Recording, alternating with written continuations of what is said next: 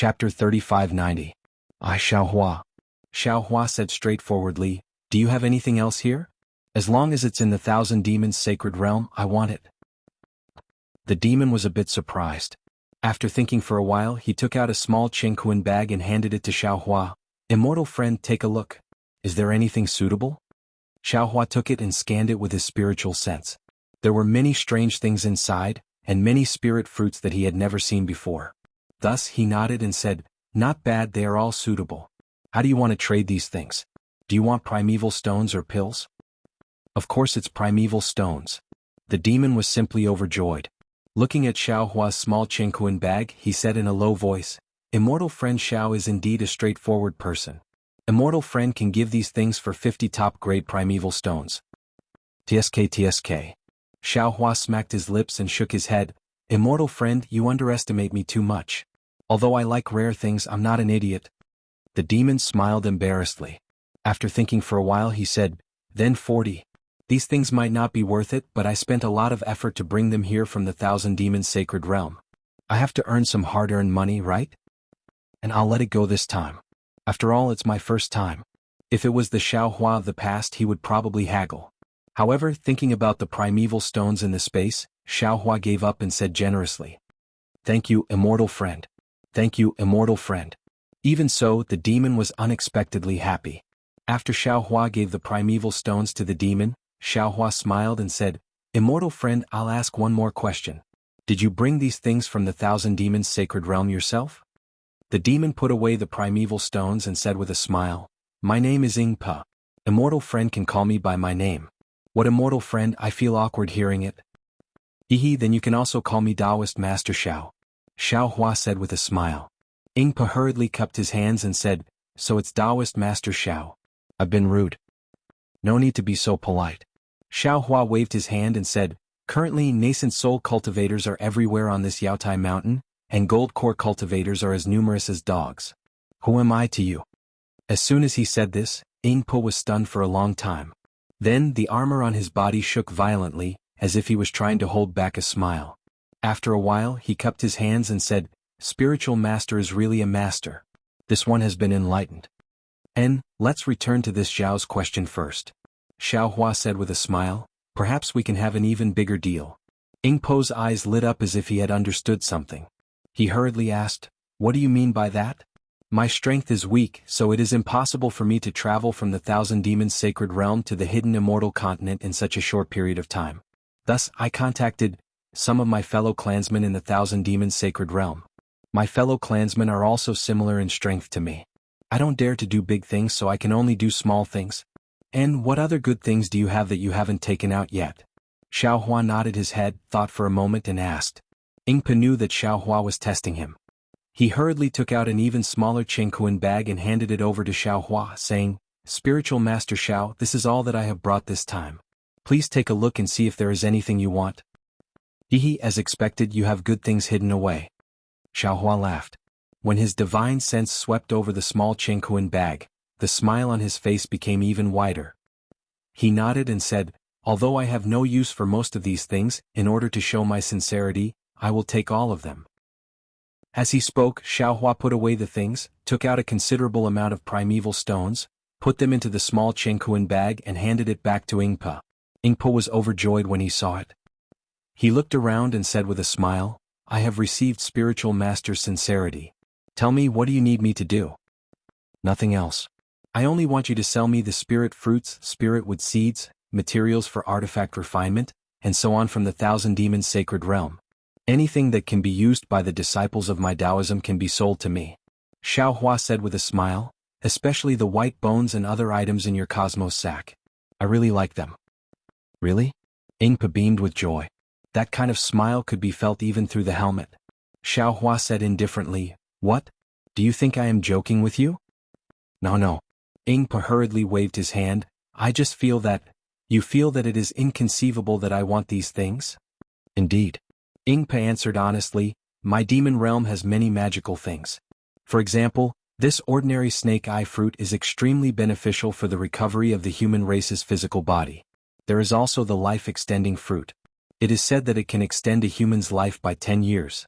Others are looking for me to trade these things, but spiritual master wants ordinary things. This makes me feel that it is inconceivable. And I also want those things. Xiao Hua was happy in his heart and said with a smile, as long as you have something in the Thousand Demons sacred realm, you can give it to me. I will not treat you unfairly. Oh, if you have any cultivation methods, maps and so on, you can also give it to me. In short, you have many people of the same race. You must have these things that others don't use. You can still take them. Why don't you give them to me? Ingpa nodded. He extended a hand and said solemnly, let's make an oath. Xiao Hua extended his hand and lightly touched Ingpo's hand. He saw that Ingpo's hand seemed to be webbed, which looked very strange. How do I find spiritual master? Ingpa felt at ease and asked. Xiao Hua took out a communication talisman and handed it to Ingpa, saying, my cave is in the Black Cloud Ridge near you province's Bronze Pillar country. You can go there to find me. This is my communication talisman. However, it needs to be activated with Dao Sect's magic power. I don't know if you demons can use it. Spiritual master, please don't worry. I have a way. Ingpa smiled and took the communication talisman. Xiao Hua's heart moved. He raised his eyebrows and said, if you have a message from the Thousand Demons sacred realm, you can give me the map and cultivation method as soon as possible. Of course. Ingpa nodded but then shook his head, but the cultivation method that spiritual master wants? I won't hide it from spiritual master. The cultivation method of my demon race has always been passed down by word of mouth. It's not written in words. The cultivation method that can be written on beast skin is actually not a real cultivation method. You don't need to worry about this. Just give it to me. Xiao Hua was about to leave, but after thinking for a moment he took out a small Chengkuan bag and handed it to Ingpa, saying, this is the deposit for this old man, take it, don't let your fellow clansmen think that this old man is cheating you. Ingpa took the small Chengkuan pouch and looked at it. He stood there blankly for a moment, then solemnly put it into his bosom. He said, I'll let Taoist know that in fact the vow has already been made, but Taoist has taken out so many primordial stones, which really makes me admire you. Spiritual master, please don't worry. I'll go out now and try to send the first batch of things after the Jade Pavilion meeting. Good. Xiao Hua cupped his hands, then I'll have to trouble you. Ingpa did what he said. He simply packed up his things, cupped his hands to Xiao Hua and hurriedly left. Xiao Hua continued to wander around. However, his original appearance had already changed. When he entered the Yuanian cultivator's half of the Immortal's cave, he had already become a completely different person. The Yuanian cultivator's Immortal's cave was obviously a lot emptier. There were also a lot fewer things. However, the atmosphere in this half of the Immortal's cave was far better than the other half. Because almost all the Yuanian cultivators were whispering about what happened at Spiritual Master Huoda's banquet. Xiao Hua lowered his head and carefully listened. However, after a moment he understood that it was really as Spiritual Master Qing Su said.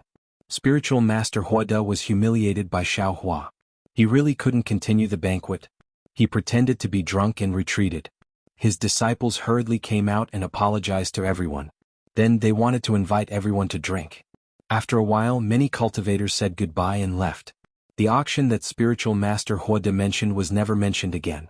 Previously at the banquet, many people didn't dare to inquire too much about Xiao Hua. However, after leaving Spiritual Master Huoda's cave, everyone had fewer scruples.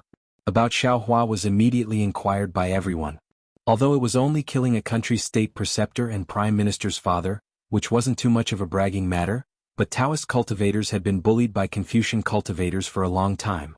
This kind of matter was also talked about enthusiastically. Xiao Hua's ears were filled with the matter of him killing Leng Qingge and Yan Zhijin. If everyone had told the truth, it would have been fine. However, the more people talked about it, the more the matter would surpass the truth. Even when Xiao Hua heard it, he also felt that this incomparably valiant hero was not him at all. Xiao Hua didn't know whether to laugh or cry. He looked at the auction and didn't see anything special. Most of the items were medicine and old magic treasures. He lost interest and turned to walk back to where he came from. After walking like this for a while, just as he was about to leave, an old man hurriedly came in. He looked around and walked to the side of an empty jade table. He raised his hand and took out a small Chengkuan pouch. He took out a few things and placed them outside. Xiao Hua's eyes lit up and he hurriedly walked over. At the same time, on the other side of Xiao Hua, a Yuanian cultivator casually glanced over. Like Xiao Hua, he quickly sped up and rushed over. As soon as the cultivator moved, Xiao Hua immediately noticed.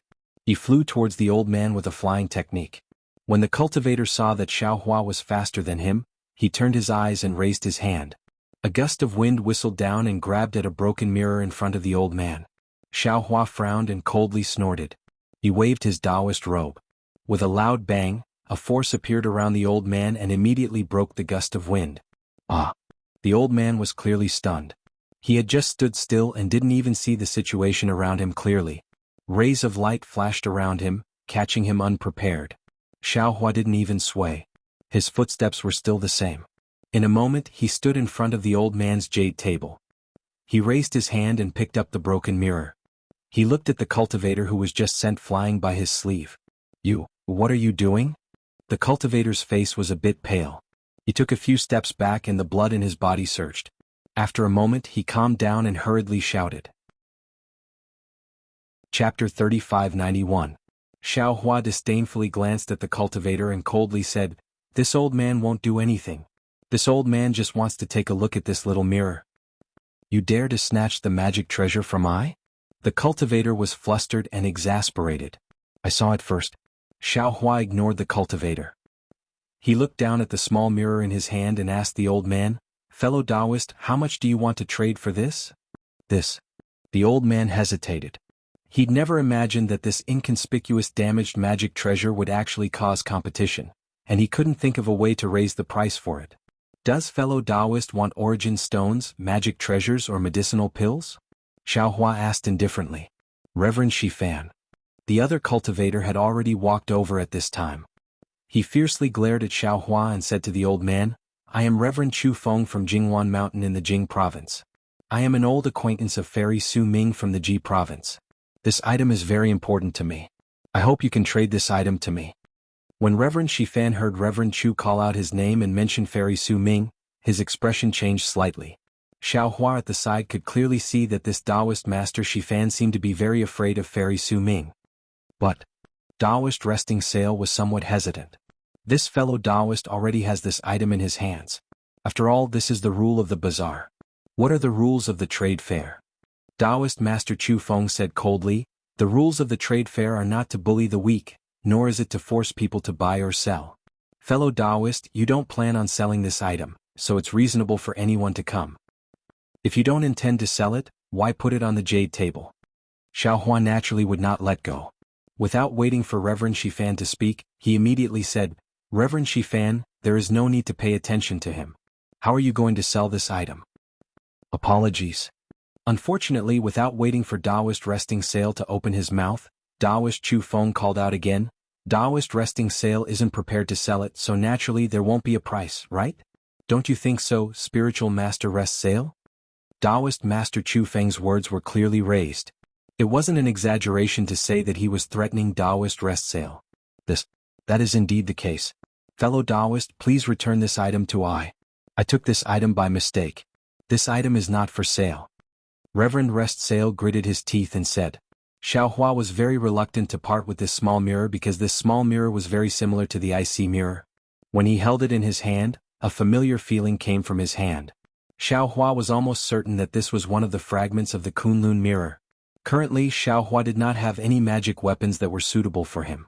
If he could complete the Kunlun mirror, it would indeed be of great help to him. Sigh. Xiaohua sighed, then swept his gaze over the overbearing Taoist Chu Feng before saying to Taoist Rest Sail, "Fellow Taoist, don't be afraid. This item is extremely important to me as well. You only have to say what you want to trade and I'll definitely give it to you as long as I have it." "Sorry." Reverend Shifan seemed to have understood and shook his head. This old man indeed did not intend to sell this item. "Fellow Taoist, please return this item to this old man." At this time, half of the cultivators in the Immortals Cave noticed this, and everyone looked at Xiaohua at the same time. Xiaohua narrowed his eyes as he looked at Reverend Shifan and Taoist Chu Feng beside him. Especially Taoist Chu Feng, his brows slightly raised as he took half a step back. He activated the magic power around him and was slightly on guard. Xiaohua looked around again. Although there were many cultivators in the Immortals Cave, none of them were Xiaohua's match. Even if Xiaohua put the small mirror into his space, threw out some origin stones and left calmly, perhaps no one had the ability to stop him. However, looking at the small mirror in his hand and then looking at Reverend Shifan, Xiaohua asked coldly, Reverend Shifan, this old man will ask again. Do you really not intend to sell this item? Reverend Shifan's heart skipped a beat. Although Xiaohua did not completely release his aura, Reverend Shifan had already sensed it. Thinking about how Xiaohua had casually stopped Daoist Chu Feng before, how could Reverend Shifan not know how powerful Xiaohua was? Unfortunately, Reverend Shifan pondered for a moment before firmly shaking his head. That's right. I indeed did not intend to sell this item. Good, good, good. Xiaohua cheered 3 times and placed the small mirror on the jade table before saying, this item has no fate with me and you all also have no fate with me. Fine, fine, fine. Seeing Xiaohua let go, Reverend Shifan's heart relaxed while Daoist Chu Feng's face was also filled with joy. The surrounding nascent soul cultivators were even more astonished. It was very clear that Xiaohua's cultivation was higher than Daoist Chu Feng's, and even higher than Reverend Shifan's. The item was in Xiaohua's hands and only Xiaohua did not let go. The two of them were unable to snatch it from Xiaohua's hands. Moreover, this so-called trade fair did not have any real rules. If Xiaohua were to use force, who would be able to stop him? Fellow Taoist. Someone was unconvinced and hurriedly cried out, clearly this item was Reverend Shifan who wanted to sell it. Right now he's being threatened by Daoist Chu Feng. If you take it, you take it. Who dares to say anything? How can this trade fair have so many rules? That's right, that's right. Someone beside him also egged him on. Could it be that fellow Taoist is also afraid of Fairy Su Ming? Fellow Taoist, you're wrong. Justice is in the hearts of the people, and justice is in the heavenly Tao. This trade fair has no rules but my heart has order. I will absolutely not destroy my order because of other people's disorder. Even more so, I will not lose my own Tao because of other people's tyranny. Xiaohua said indifferently and left without looking back. Idiot. Daoist Chu Feng sneered and said while looking at Xiaohua's back. Many cultivators beside him frowned and pondered over Xiaohua's words. Of course, when the few golden core cultivators not far from this half of the cave heard this, they looked at each other and signaled with their eyes. One of them secretly slipped away. Reverend Shifan. Daoist Chu Feng said with a smile, when this old man returns, I will definitely tell Fairy Su Ming about this matter. Reverend Shifan's mouth was somewhat bitter. He nodded and said, previously I did not intend to sell this item. However, since fellow Taoist is Fairy Su Ming's close friend, I can consider it. However, I don't know if fellow Taoist has a fire-type magic treasure? Or perhaps a powerful innate true flame. This. Daoist Chu Feng frowned. Fellow Taoist Shifan, what do you want these things for? Alas, this old man's lifespan is almost up. I heard that there will be spirit items that can extend one's lifespan in this Jade Pavilion conference. This old man has no choice but to go in and take a look.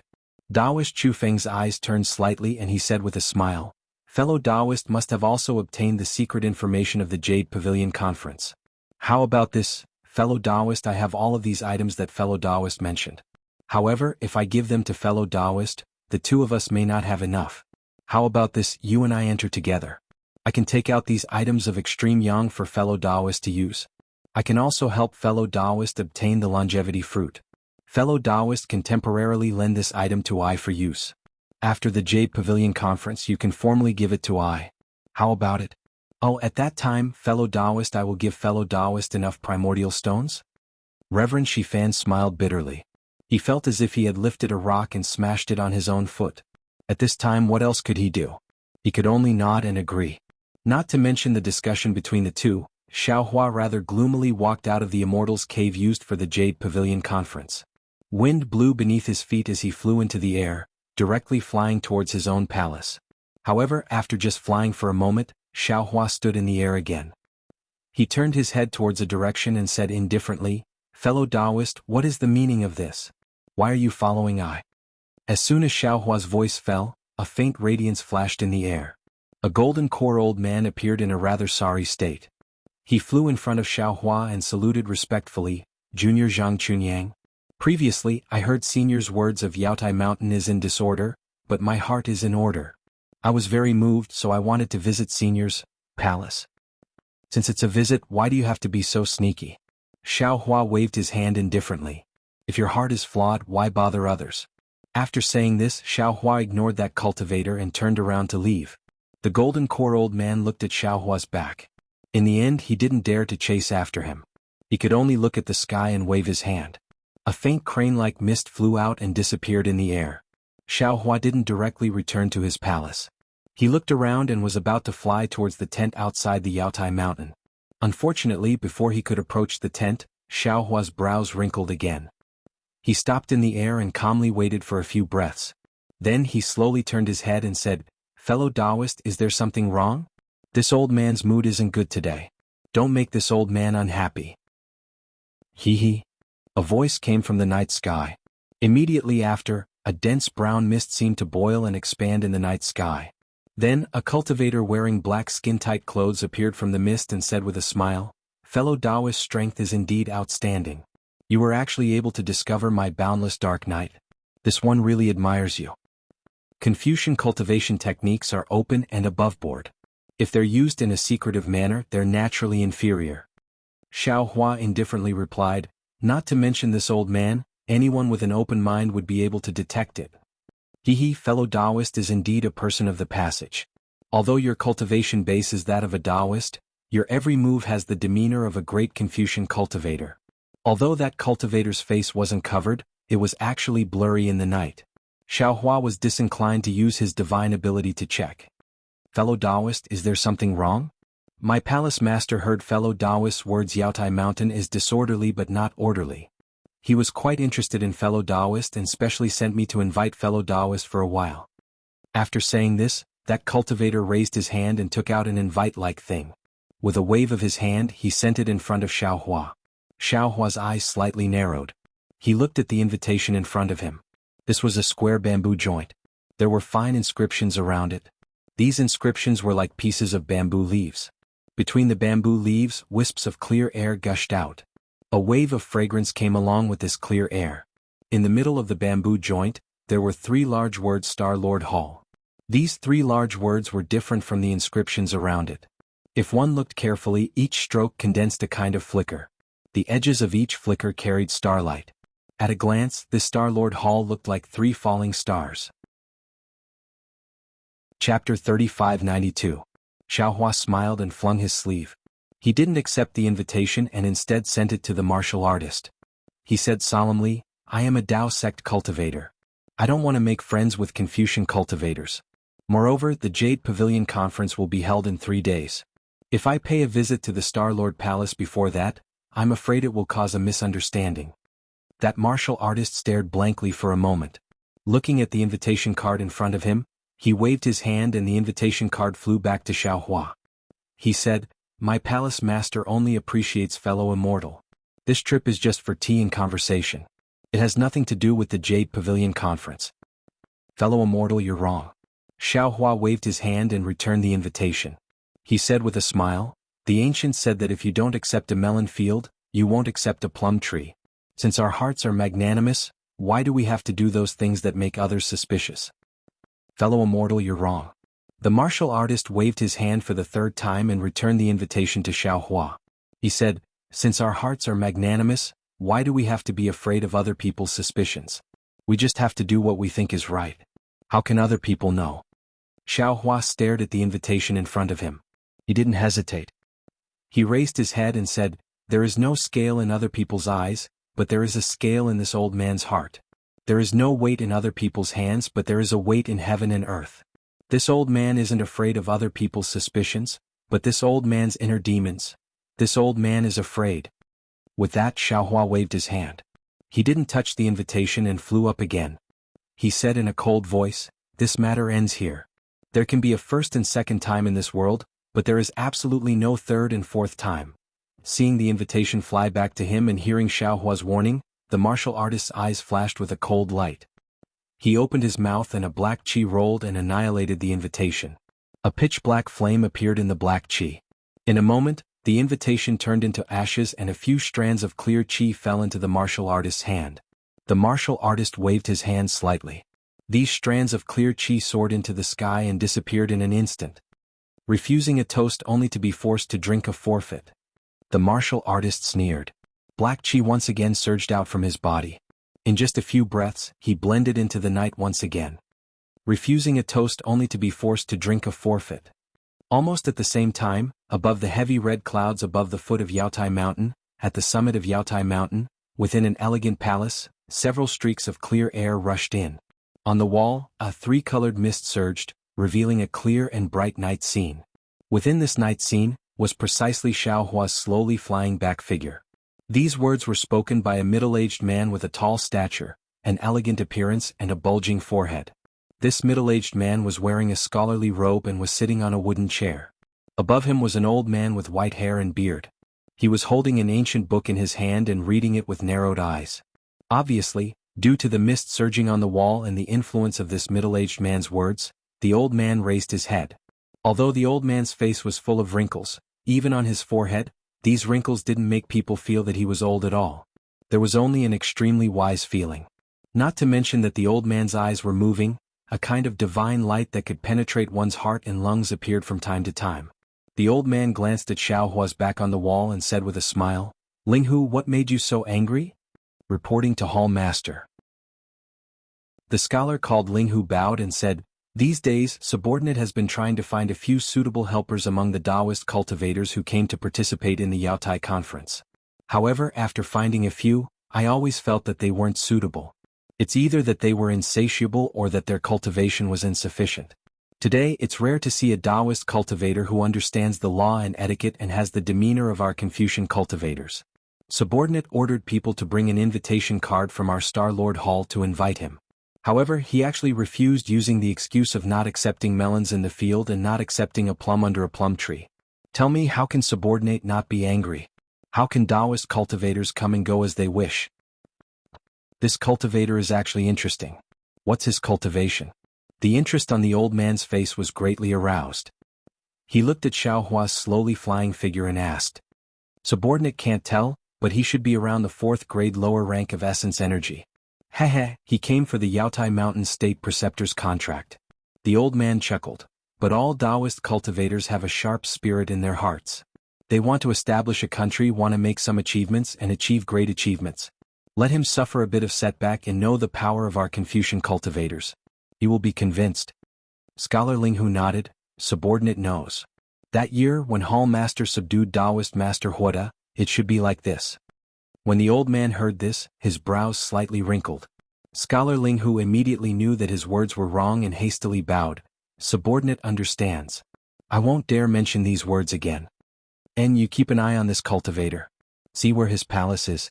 In the Yaotai conference 3 days later, you can fully display the power of our Confucian cultivators. Treat this as a test for you. The old man indifferently instructed. Scholar Linghu's face showed joy and he hastily bowed. Subordinate thanks Hall Master for bestowing a star general. However, just when Scholar Linghu gave his thanks, he saw that in the darkness above the wall, Xiaohua, who had been slowly flying all along, suddenly lifted her head. Her gaze was like lightning, directly looking at the old man and Scholar's location. As if she had discovered something, she immediately raised her hand, and an intense brilliance was born. The entire wall became snow white with a slap. The old man slightly stared blankly, and Scholar Linghu was even more startled. His eyes unconsciously slightly closed, and by the time they opened their eyes again, the wall had already returned to normal. However, that was in the darkness. Other than the lantern inside the tent, they could no longer see Xiaohua's figure. The old man sucked in a breath of cold air, his eyes flashing with a cold light. This child perhaps has the cultivation of 4th grade upper rank essence energy. Otherwise, he simply would not have been able to discover. Good. Scholar Linghu's eyes showed a kind of eagerness and he said, Subordinate is most fond of this kind of powerful opponent. If he can become Subordinate Star General, it will be a great help to Subordinate. Aha. The old man laughed aloud. It seems you still want to have him compete with this old man's Star General. Hall Master Star General is incomparably valiant. Subordinate fears he does not dare compete. Scholar Linghu smiled. However, to be able to capture this person is extremely beneficial to my Star Lord Hall. Thus, Subordinate is willing to try. As you wish.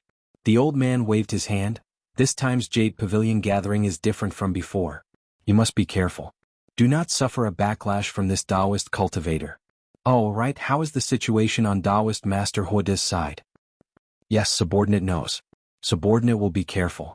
Scholar Linghu bowed and said, Just now, a star soldier reported that Taoist Master Huoda seemed to have suffered a setback, having been injured by a Taoist cultivator. The banquet can be considered over, but the trade gathering has not been opened. This has a somewhat bad influence on his plants. Which cultivator did it? The old man was quite interested. Was it Taoist Grandmist's subordinate? Taoist Grandmist's subordinate did not take action. He merely spoke out to refute Taoist Master Huoda, making Taoist Master Huoda lose face. That person is called Taoist Master Ching Su, and he seems to know we are being monitored. After he finished speaking, he left and there was no trace of him. Scholar Ling Hu explained, because Taoist Master Huoda lost face, he wanted to find trouble with a Black Wind Ridge cultivator named Xiao Hua, but that Xiao Hua unexpectedly concealed himself deeply, instantly injuring Taoist Master Huoda. Afterwards he left the Immortal's abode and disappeared. Even if Taoist Master Huoda did not recover his face, perhaps that Xiao Hua would have taken action. The old man coldly smiled. Could it be you did not see? This Xiao Hua and Taoist Master Ching Su were singing the same tune, one in the light and one in the dark? Oh, not bad exactly. Scholar Ling Hu slapped his forehead and said, this Xiao Hua was disrespectful at the start of the toast. As it turned out, it was for the sake of a falling out later. Precisely so. The old man nodded. Although this old man did not know there was such a thing as being disrespectful when toasting, how many people would dare to fall out with Taoist Master Huoda at a banquet? If it was not arranged beforehand, would Xiao Hua have dared to make a move? This subordinate has learned. Scholar Ling Hu bowed and said, send someone to find out where Taoist Master Ching Su and Xiao Hua are staying, as well as those damned little bastards from Grand Mist on the list. The old man somewhat gnashed his teeth. Usually this old man would be too lazy to pay attention to other places, but they actually dared to behave atrociously at Yaodai Mountain? No need? At this moment, an indifferent voice came from the palace. They naturally came to the Jadestage gathering for a purpose. We will deal with all changes by sticking to the status quo, and let them slowly reveal their true colors. Immortal emissary? The old man raised his eyebrows and secretly said in his heart. He gave Scholar Ling Hu a meaningful glance and said, Ling Hu Pyron, no need to pay attention to these two people. Go and see how the arrangements for the Jadestage gathering are going. This time's Jadestage gathering must be something that Taoist cultivators will not forget for 100 years. Yes, Palace Master, this subordinate will go and check. Ling Hu Pyron hurriedly bowed and saluted, then quickly walked out. Kong Hongwu greets Lord Immortal Emissary. When Ling Hu Pyron left, the old man hurriedly got up and turned his head to look at the screen behind him. On the screen was a picture of the Moon Palace. The brilliance of the moon flashed slightly, and a layer of mist appeared. Then a light green palace dress appeared in the mist. A tall woman stepped on a cloud and descended from the moon. In the blink of an eye, she flew in front of the old man. Although the woman was already standing in front of the old man, the clouds in front of the woman's face blocked the old man's view, so the old man couldn't see her face clearly. However, the old man did not dare to neglect and respectfully saluted. Take a seat. The woman was not polite. She waved her hand, and a layer of the same faint cloud fell on the chair that Kong Hongwu sat on before. Then she sat down gracefully and ordered. Kong Hongwu respectfully said, Many thanks for the seat, Immortal Emissary. Then he also sat on the chair that Ling Hu Pyron sat on just now. Palace Master Kong? Just as the Immortal Emissary opened her mouth, she was immediately interrupted by Kong Hongwu. Kong Hongwu hurriedly stood up and said with a smile, Immortal Emissary is joking. It's better to call me Kong Hongwu. I don't dare to be called Palace Master. Ah, Star-Lord Hall is Star-Lord Hall. Palace Master Kong is in charge of Star-Lord Hall, so you should be called Palace Master Kong. There is nothing wrong with this. The Immortal Emissary smiled faintly, and the clouds in front of her floated slightly. Chapter 3593. Kong Hongwu hurriedly smiled apologetically and said, The Palace Master in the Immortal Palace is the real Palace Master. My title is just to fool those Taoist remnants. Others may not know, but how could the Immortal Emissary not know? Yes, I know. As long as you can do what she asked you to do, I don't dare to promise you the position of Palace Master, but I will give you a position in the Immortal Palace to prolong your life by 10,000 years. Thank you, Immortal Emissary. Kong Hongwu was delighted, but he did not dare to show it. He hurriedly bowed and thanked her. The Immortal Emissary flicked her sleeve and said, Take a seat. The Jadestage meeting will begin in 3 days. How many nascent soul cultivators will come? Is your Jadestage mountain ready? Immortal Emissary, there are now more than 700 nascent soul cultivators and more than 6,000 gold core cultivators gathered at the foot of the Jadestige mountain. Kong Hongwu answered without hesitation. However, most of the 700 nascent soul cultivators came for the Green Abyss Dragon Saliva. They are in a wait-and-see mode and may not participate in the Jadestige meeting. As for the other 6,000 gold core cultivators, most of them will participate in the Jadestige meeting. As for the great formation of the Jadestige meeting, please don't worry.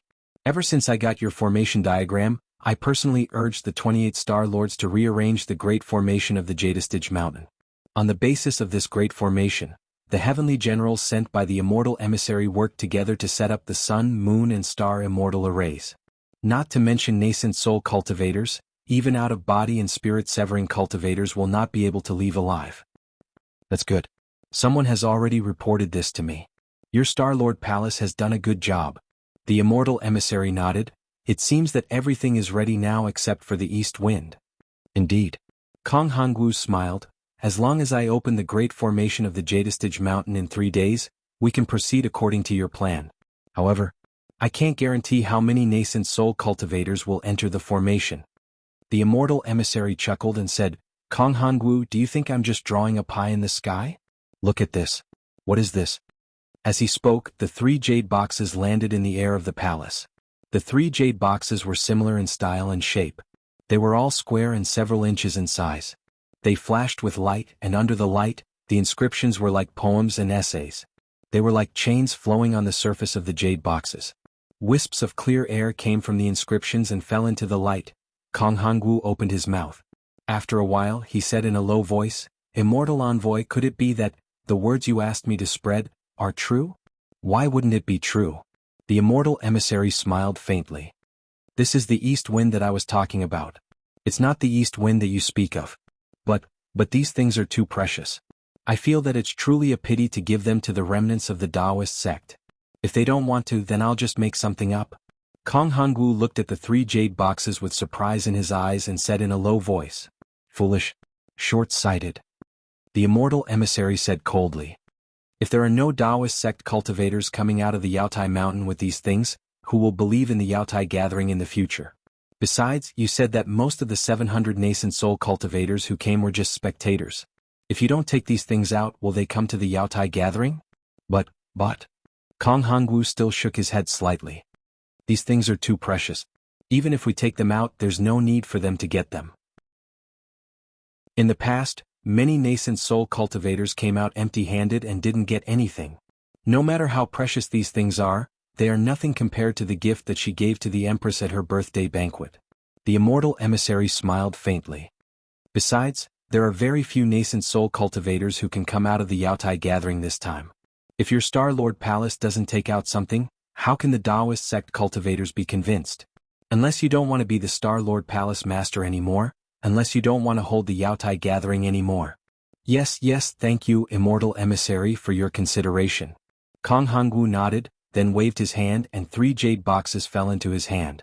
However, in an instant, the hand that came into contact with the jade boxes cracked and formed layers of ice shards, while the other hand was suffused with wisps of flames, igniting the true qi in his hand.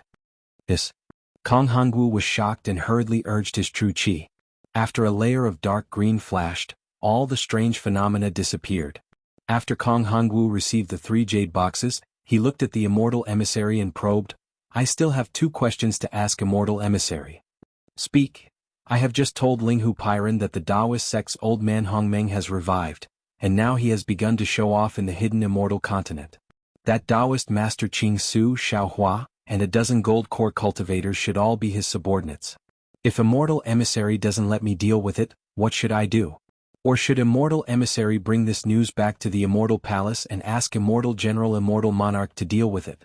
Kong Hongwu asked. The immortal emissary pondered for a moment, then nodded and said, The immortal palace already knows about the Grand Mist Ancestors matter, but I don't know how the immortal emperor will deal with it. In addition, I know a little about Taoist Master Qing Su and Xiaohua. Taoist Master Qing Su has contacted many Taoist sect disciples to submit to the Grand Mist Ancestor. I have already sent people to secretly follow them to see if they can find the Grand Mist Ancestor's trace. If Taoist Master Qing Su is in the dark, then Xiaohua is clear. Although I haven't seen any traces of him contacting the Grand Mist Ancestor, his appearance is very strange. After the Grand Mist Ancestor escaped, he suddenly became famous, and as soon as he came out, he set up a blood steel in the Bronze Pillar country, claiming to establish a Taoist sect. Why would he, a Taoist sect cultivator, establish a Taoist sect? If he didn't have the support of the Grand Mist Ancestor, would he dare to say this? Now that he came to the Jade Pavilion meeting, he must have received the Grand Mist Ancestor's order to snatch the Imperial Preceptor's lot and prepare to help the Jiang country establish a country in Yu province, and find a place for the Grand Mist Ancestor to stay. A crafty rabbit has 3 burrows, but this is it. Then, what should I do? Don't worry about it. Since they want to participate in the Jade Pavilion meeting, let them participate. If they can survive, give them the Imperial Preceptor's lot. As the saying goes, the monk can run, but the temple can't run. Since the Grand Mist Ancestor is establishing a country in Jiang country, are you afraid that you won't be able to find him? Yes, I understand. Of course, ignoring doesn't mean avoiding it. This Xiaohua's aura is very fierce. If there's a chance, don't hold back. The immortal emissary smiled coldly. If you hit the small one, don't be afraid that the old one won't come out. Yes, I know. Kong Hongwu naturally didn't dare to ask more and probed again. The immortal emissary has arranged so many things and paid such a huge price, I still don't understand. The birthday gift she gave to the Emperor-Empress. What is it? It's only 3 days from the Jade Pavilion meeting. Can the immortal emissary solve my doubts? When Kong Hongwu said this, the clouds in front of the immortal emissary's face suddenly froze, and the entire palace turned cold. Kong Hongwu was regretting it at this moment, but before he could speak, the immortal emissary chuckled and said, I thought that Hall Master Kong wouldn't be so curious, but who would have thought that he would actually open his mouth? Sigh, after all, the immortal emissary took out these 3 things that I thought were impossible to take out. How can I not think about it? Kong Hongwu sighed. Forget it, there's no harm in telling you. The immortal emissary laughed. You've done so much for me, if I don't tell you, wouldn't it seem distant? Furthermore, the great formation beneath the Yaotai mountain. I didn't hide it from Hall Master Kong, so Hall Master Kong will naturally know about it in the future. If the immortal emissary can't say it, then don't say it. Kong Hongwu laughed. There are many difficult questions in this world, and it's impossible for me to know the answers one by one. There's nothing that can't be said. The birthday gift is these nascent soul stage cultivators. The clouds on the immortal emissary's face began to dance again. These nascent soul stage cultivators? Kong Hongwu was stunned. He thought for a long time, and naturally knew that he had to get the truth from these nascent soul stage cultivators, but he never thought that it would be from these nascent soul stage cultivators themselves. Or, to be exact, from these cultivators' nascent souls. This. Kong Hongwu sucked in a breath of cold air, very puzzled. Why do we, Confucian cultivators, need these nascent soul stage cultivators? Furthermore, more than 700 cultivators are 700 nascent soul stage cultivators, so many nascent soul stage cultivators. How can 700 nascent soul stage cultivators be enough? The immortal emissary said indifferently, we need 10,000 nascent soul stage cultivators. Late nascent soul stage cultivators are the best. What? Kong Hongwu was naturally prepared, but he was still frightened by this number. He exclaimed, Immortal emissary, are you sure? How many nascent soul stage cultivators can there be in the entire hidden immortal continent? Immortal emissary, how can 10,000 nascent soul stage cultivators complete it? This emissary also doesn't know. The immortal emissary smiled bitterly. This emissary can only do his best and get as many as possible. At this point, Kong Hongwu didn't dare to ask another word. The lives of 10,000 nascent soul stage cultivators, this kind of shocking wealth was definitely not something Kong Hongwu could get involved in. He really regretted asking so many questions now. Alright, you don't have to think too much. Everything will be the same as the previous Jade Pavilion gathering. Throw the things into the formation and let them fight each other. The immortal emissary waved his hand and prepared to get up. Kong Hongwu hurriedly asked again, Immortal emissary, since there are so many of them, how many Imperial Preceptors' lots should we put down? The immortal emissary stood up, and a green cloud appeared under his feet, carrying the immortal emissary into the bright moon. The immortal emissary's words fell in the palace. The specific number is the matter of your Star-Lord Palace. This emissary doesn't dare to overstep. You decide for yourself. This emissary only wants to know the final result. Yes, respectfully send off the immortal emissary. Kong Hongwu frowned slightly, bowed, and watched the immortal emissary's back fall into the moonlight and disappear. Alas, 10,000 nascent soul stage cultivators. What kind of birthday gift is this? Kong Hongwu sighed and sat on the chair again. With a wave of his hand, the ancient book fell into his hand, and he began to read it with relish. Xiao Hua naturally didn't know that he had already fallen into the eyes of the immortal emissary, but he had already begun to plan what to do after being noticed by the Confucian cultivator. Before he returned to the palace, he had already swept his soul awareness a few times, but didn't find anything unusual. Only then did he put the token on the door and open the palace. Chapter 3594. Of course there was no one in the palace. Xiao Hua also understood that it was not only because Chang Yu and the others did not have a token to enter the palace, but more importantly because he offended Hua de Zhenren. He might be stronger than Hua de Zhenren, but in terms of connections and so on he was absolutely incomparable. Even, maybe coming out of the Jade Pavilion gathering was the beginning of being chased by Confucian cultivators. How could Chang Yu and the others come back? Xiao Hua did not return to the quiet room. He just sat in the main hall and waved his hand, activating the restriction of the Immortal's cave. His divine sense once again cautiously swept the area, setting up the Du Tian star formation again. Then he took out the small Chenghuan bag he exchanged with Ing Bo. Restraining his slightly excited mood, Xiao Hua stretched out his hand and took out a thick white bone from the small Chenghuan bag. That white bone was more than 1 zhang tall, sparkling and translucent like jade. No matter if it was divine sense or Buddhist sense, he could not see anything strange about it. Kacha. A thunderbolt was born from the incomplete white bone and hit the white bone. The white bone floated along with the thunderbolt and fell on the skeleton. The left leg was precisely the missing calf bone. At the same time the white bone fell, lightning water flowed down from the place where the white bone was connected. Good. Xiao Hua clapped his hands and smiled. Just based on this calf bone, Xiao Hua's trip was already worth it. After that, Xiao Hua took out the other items that he had traded with Ing Bo. Ing Bo's items were very miscellaneous and very strange. Many of them should be items from the Thousand Goblin Sacred Realm. Xiao Hua couldn't figure them out, but if he thought about it with his feet, he knew that they couldn't be anything good. Xiao Hua only gave some unknown spirit herbs to Xiaoguo to see if Xiaoguo could grow them. Then Xiao Hua took out the bone he exchanged with the Jindan cultivator. Looking at it with his soul sense, he was even more overjoyed. There were some soul cultivator soul techniques inside that Xiao Hua did not know before. After Xiao Hua sent the bone into the mysterious dark cloud and handed it to the soul cultivator Xiao Hua used his hand to pinch his chin and secretly thought, "This white bone is somewhat strange. It seems to be scattered in 2 planes. Previously I thought only the Xiaoyu continent had it. Later I found out that the Western Paradise also had it. Now Ing Bo must have obtained it in the Thousand Demons Sacred Realm. Since the Thousand Demons Sacred Realm has it, presumably, the Hidden Immortal Continent also has it. This white bone, who is it? A celestial being? Also, how could there be a soul cultivator's bone in the Hidden Immortal Continent? Could it be that there were soul cultivators in the Hidden Immortal Continent? But soul cultivators need to consume millet, unless there is another 1 million Meng mountains on the Hidden Immortal Continent. Forget it. Let's talk about it later. This Hidden Immortal Continent is many times larger than the Dawn Rain Continent. Previously this Xiao had only wandered around the Yu region, and only now did he reach the Yaotai Mountain. Let's see if we can find Lu Zhen or find the way back to Dawn Rain Continent.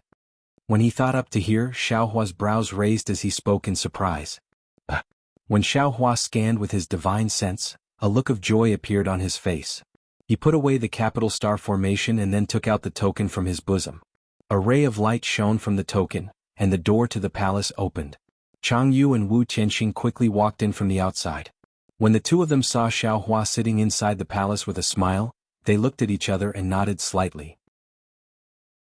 Then they walked in front of Xiao Hua and knelt down in front of him with a plop sound, and said respectfully, "Junior Chang Yu and Wu Tianxin wish to become disciples of the Imperial Preceptor, and work for the Imperial Preceptor's country." Xiao Hua was dumbfounded. His hand stopped halfway in the air. He was very happy that Chang Yu and Wu Tianxin had returned. After all, a friend in need was a friend indeed. However, the sudden kneeling of the two of them was out of his expectations. Looking at the sincerity on their faces, Xiao Hua smiled. With a wave of his hand, the door to the cave closed. Xiao Hua did not let the two of them get up and asked, "What do you mean by this? Why did you suddenly have the thought of becoming disciples of this old man?" Reporting to Senior. Chang Yu said, Junior came to Yaotai Mountain this time to seize the Imperial Preceptor's lot. Previously, when Junior met Senior, Junior also said that Junior's cultivation had reached a bottleneck. If Junior did not rely on external help, Junior might not be able to break through. Junior wants to become the Imperial Preceptor. Although Junior must rely on the strength of the country to cultivate, more importantly, Junior must find a way out for himself. If Junior's cultivation stagnates at the gold core stage, then Junior can also enjoy glory, splendor, wealth, and rank within the country. However, after Junior met Senior, Senior frankly gave Junior pointers on Junior's cultivation without any intention of treating Junior as an outsider, allowing Junior to feel Senior's breadth of mind.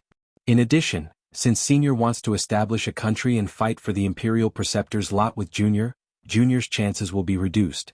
Rather than Junior going to fight for it with Senior, Junior might as well directly work for Senior.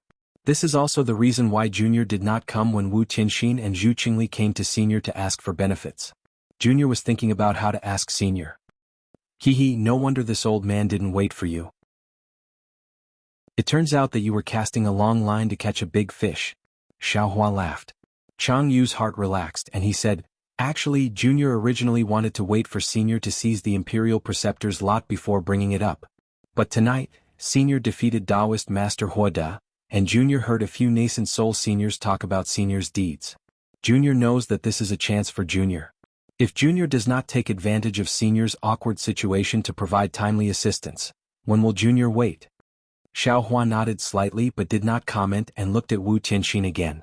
Wu Tianxin hurriedly said, presumably, Senior already knows that when Junior was talking to Senior, Junior already had the idea of working for Senior, but Junior is still somewhat hesitant.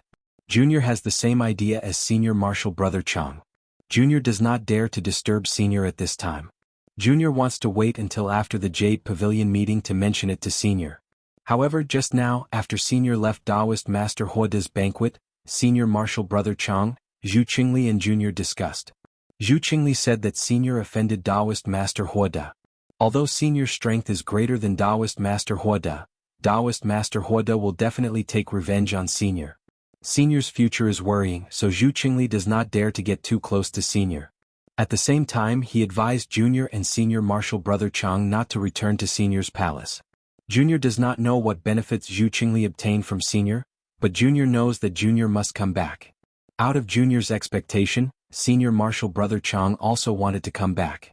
Junior and Senior Martial Brother Chang discussed a little, and both of us have the same idea. How can adding flowers to a brocade compare to providing timely assistance? Junior earnestly asks Senior to accept the two of us. We are willing to work for Senior. Xiaohua nodded slightly. No matter if it was Chang Yu or Wu Tianxin, they were speaking from the bottom of their hearts. They didn't hide anything from him, and they even spoke about their thoughts of betting. Xiaohua thought about their actions. Although he didn't really understand them, people in this world weren't exactly the same. It was normal to have some selfish thoughts. Good. Xiaohua smiled. Since you two have such thoughts, this old man will temporarily accept you two as disciples in name. After this old man examines you two, I will accept you two as disciples. Accept disciples? Wu Tianxin was stunned. Chang Yu was even more stunned.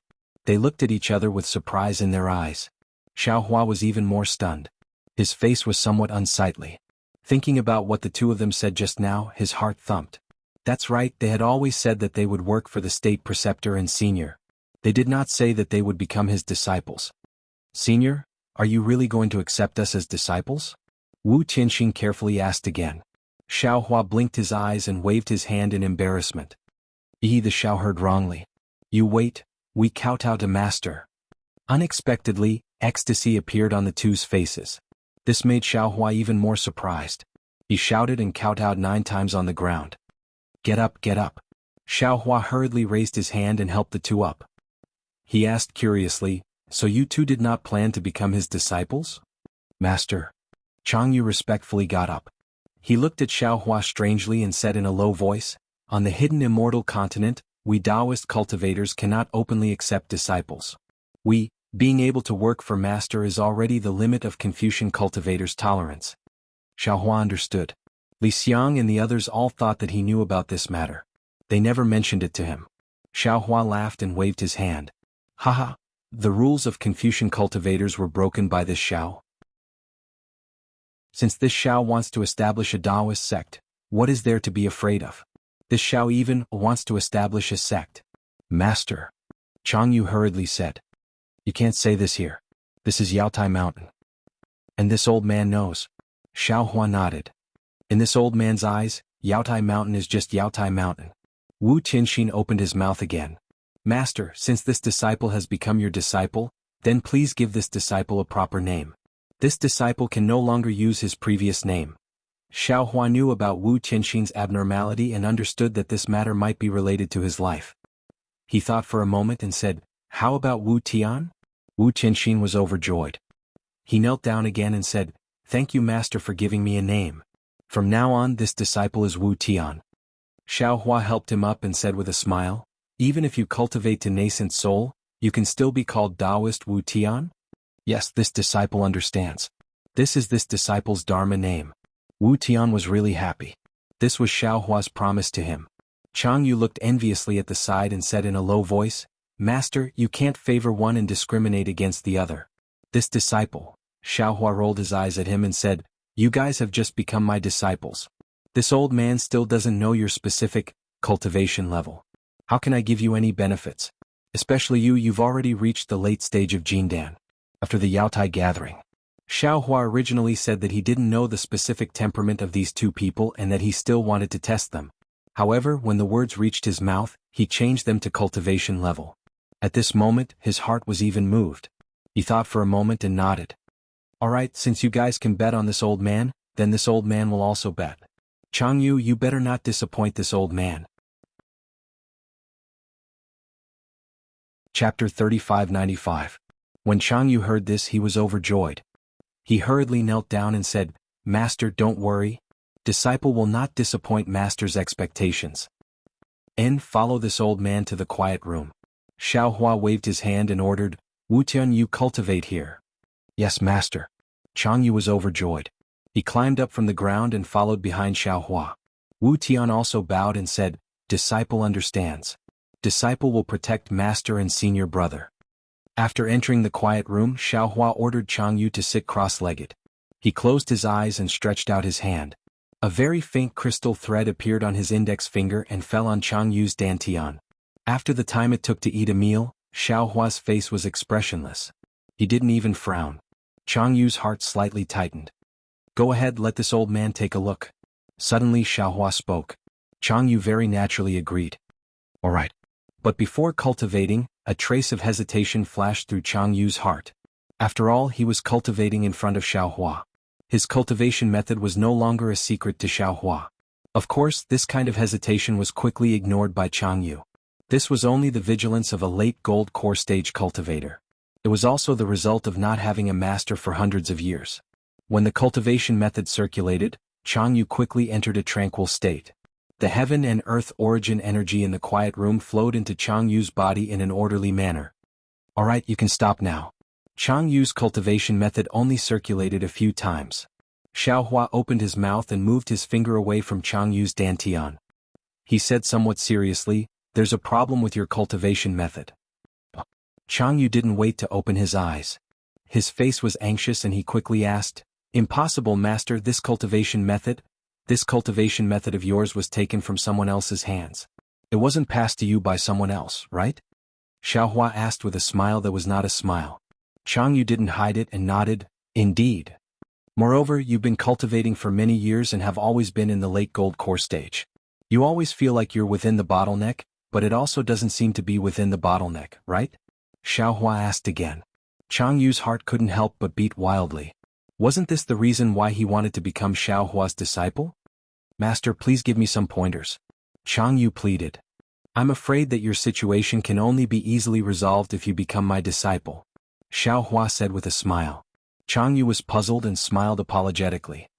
What do you mean, Master? Isn't it obvious? If there is a problem with your disciple's cultivation method, what will you do? Changyu thought for a moment and said, The simplest way is to change your cultivation method. Can you change it? Are you willing to part with your late gold core stage cultivation base? Xiao Hua smiled. Disciple really can't bear to do so. However, in the end, this disciple can only sever his wrist. I'm afraid this is the reason why you want to become the state preceptor, right? Xiaohua pointed at Changyu and said, if you change your cultivation technique, your lifespan is already insufficient. The simplest and most direct solution to your current predicament is to modify your cultivation method.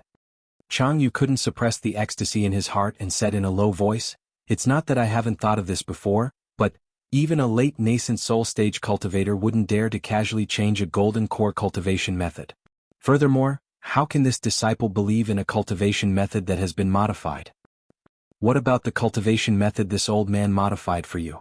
Can you believe it? Xiaohua looked at Changyu with a smile that wasn't a smile and asked. Changyu bit his lips, but his eyes were full of joy. That was really an uncontrollable joy. A nascent soul stage cultivator who can modify a golden core cultivation method? What kind of cultivation base is that? Changyu was really glad that he made the right bet. This old man has a lot of cultivation methods here, but your own cultivation method is still the most suitable for you. Give the cultivation method to this old man, and this old man will help you modify it during these 3 days of free time. Xiaohua said indifferently. Changyu was stunned again and said in a low voice with a smile, Master, can't you be serious for a bit? Don't be too hasty. This is related to this disciple's future. Changyu's words sounded like he was complaining about Xiaohua, but Xiaohua sounded like Lu Yi and Wang Bianfei. The two children were somewhat coquettishly pleading. It seemed that Changyu really thought of himself as Xiaohua's disciple. Looking at Changyu's old appearance, Xiaohua stretched out his hand and said with a smile, it's just a golden core cultivation method, is there a need to be so serious? Today this old man's temperament is good. If you want this old man to modify it, then quickly take it out. If you miss this village, you won't have this shop. Yes, this disciple was just joking with Master. Changyu didn't dare to neglect and hurriedly took out a jade eye and handed it to Xiaohua. After Xiaohua took it, he didn't modify it himself and casually threw it to the green-robed Xiaohua, then said to Changyu, go and call Wu Tian in, this old man feels that there are some problems with this hidden immortal continent's cultivation method. It can't be. Master's meaning is... Changyu understood and asked in disbelief. Xiaohua nodded, maybe a Confucian cultivator did something. Let's take a look at Wu Tian's cultivation method. After looking at Wu Tian's cultivation method, Xiaohua frowned. Previously he really didn't think about this problem, but now, looking at Changyu and Wu Tian's cultivation method, there were faint flaws. These flaws were very hidden and ingenious. If those cultivators had never created their own cultivation method or hadn't seen many kinds of cultivation methods, they wouldn't be able to see it, let alone fix it. Master. Changyu naturally knew what Xiaohua was thinking and said in a low voice, could it be that this cultivation method was really modified by someone? Xiaohua nodded slightly, this old man doesn't know about other people's cultivation methods, but you and Wu Tian's cultivation method must have a problem.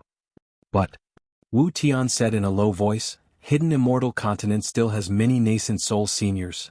Speaking until here, Wu Tian first mocked himself and said, yes, it's impossible to modify all of them, and even if there are many modifications, there must be some left to let people see hope. These Confucian cultivators.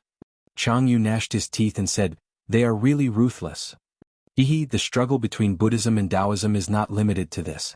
Xiaohua naturally knew that Taoism's methods were more ruthless than those of Confucian cultivators, and said with a smile, there are many things that you don't know. However, since you have entered this old man's tutelage, you don't have to be afraid of these things, this old man will naturally teach you. Saying this, Xiaohua still threw Wu Tian's cultivation method to the green-robed Xiaohua. That guy has seen who knows how many cultivation methods and secret techniques. Modifying these Jindan stage cultivation methods was just a matter of lifting his hand. Afterwards, Xiaohua let the two of them go back and meditate. When the sun rose, he let the two of them come to the quiet room and returned the modified cultivation method to the two of them. After the two of them looked at it, he guided the two of them in their cultivation just like before. 3 days passed very quickly. The two of them were intoxicated as they listened until Xiaohua stopped. Only then did they wake up. Today was the Yaotai assembly. Xiaohua got up and said, 3 days have passed, do you two want to continue cultivating here, or do you want to follow Master to Yaotai Mountain to participate in the Jade Pavilion gathering? Changyu and Wu Tian looked at each other, and without hesitation said in unison, reporting to Master, disciple has already achieved the purpose of this trip, there is no need to participate in the Jade Pavilion gathering. Disciple will comprehend the cultivation method here, and congratulate Master on obtaining the Imperial Teacher's lot and the 3 treasures from Star-Lord Palace. 3 treasures?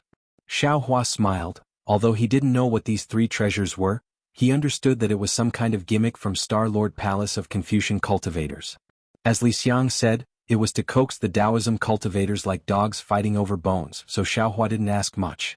At this time, hearing the 2 talk, he nodded and said, "Very good, this old man can provide everything you need for cultivation. This old man doesn't need to participate in this Jade Pavilion gathering. After this old man obtains the Imperial Teacher's lot, you too will follow this old man back to Black Cloud Ridge, and see this old man's magnificent scenery." Yes, disciple understands, disciple will listen to master's instructions.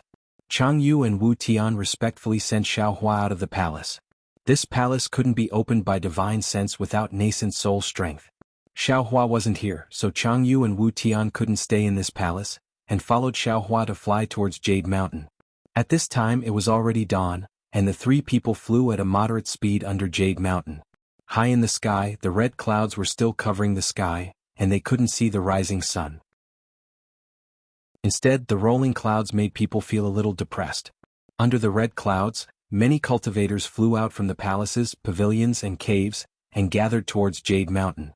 Divine sense swept through the air, and it was quite lively. Hiss. Xiaohua also swept through with his divine sense and sucked in a breath of cold air. His brows slightly wrinkled and he couldn't help but wonder, why are there so many cultivators? Where did they all come from? Of course, in the air, cultivators were densely packed one after another.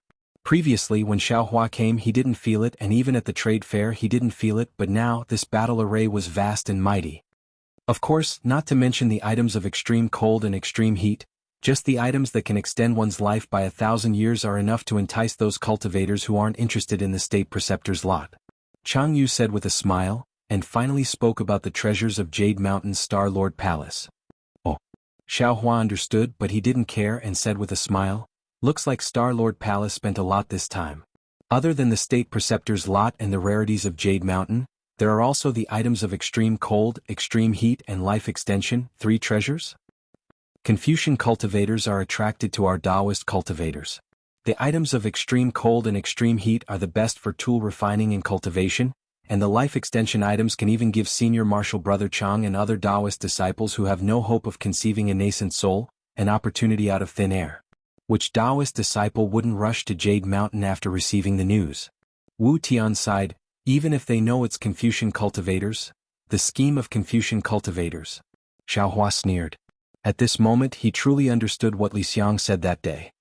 For these things, it's already not bad if half of these thousands of cultivators can come out. Master, don't blame them for not seeing through it. Even if it's disciple, if it wasn't for Master's guidance and knowing that my future is bright, even if disciple understood the trap inside, disciple would still have to brace himself and charge inside. Damn, there are at least 1,000 nascent soul cultivators.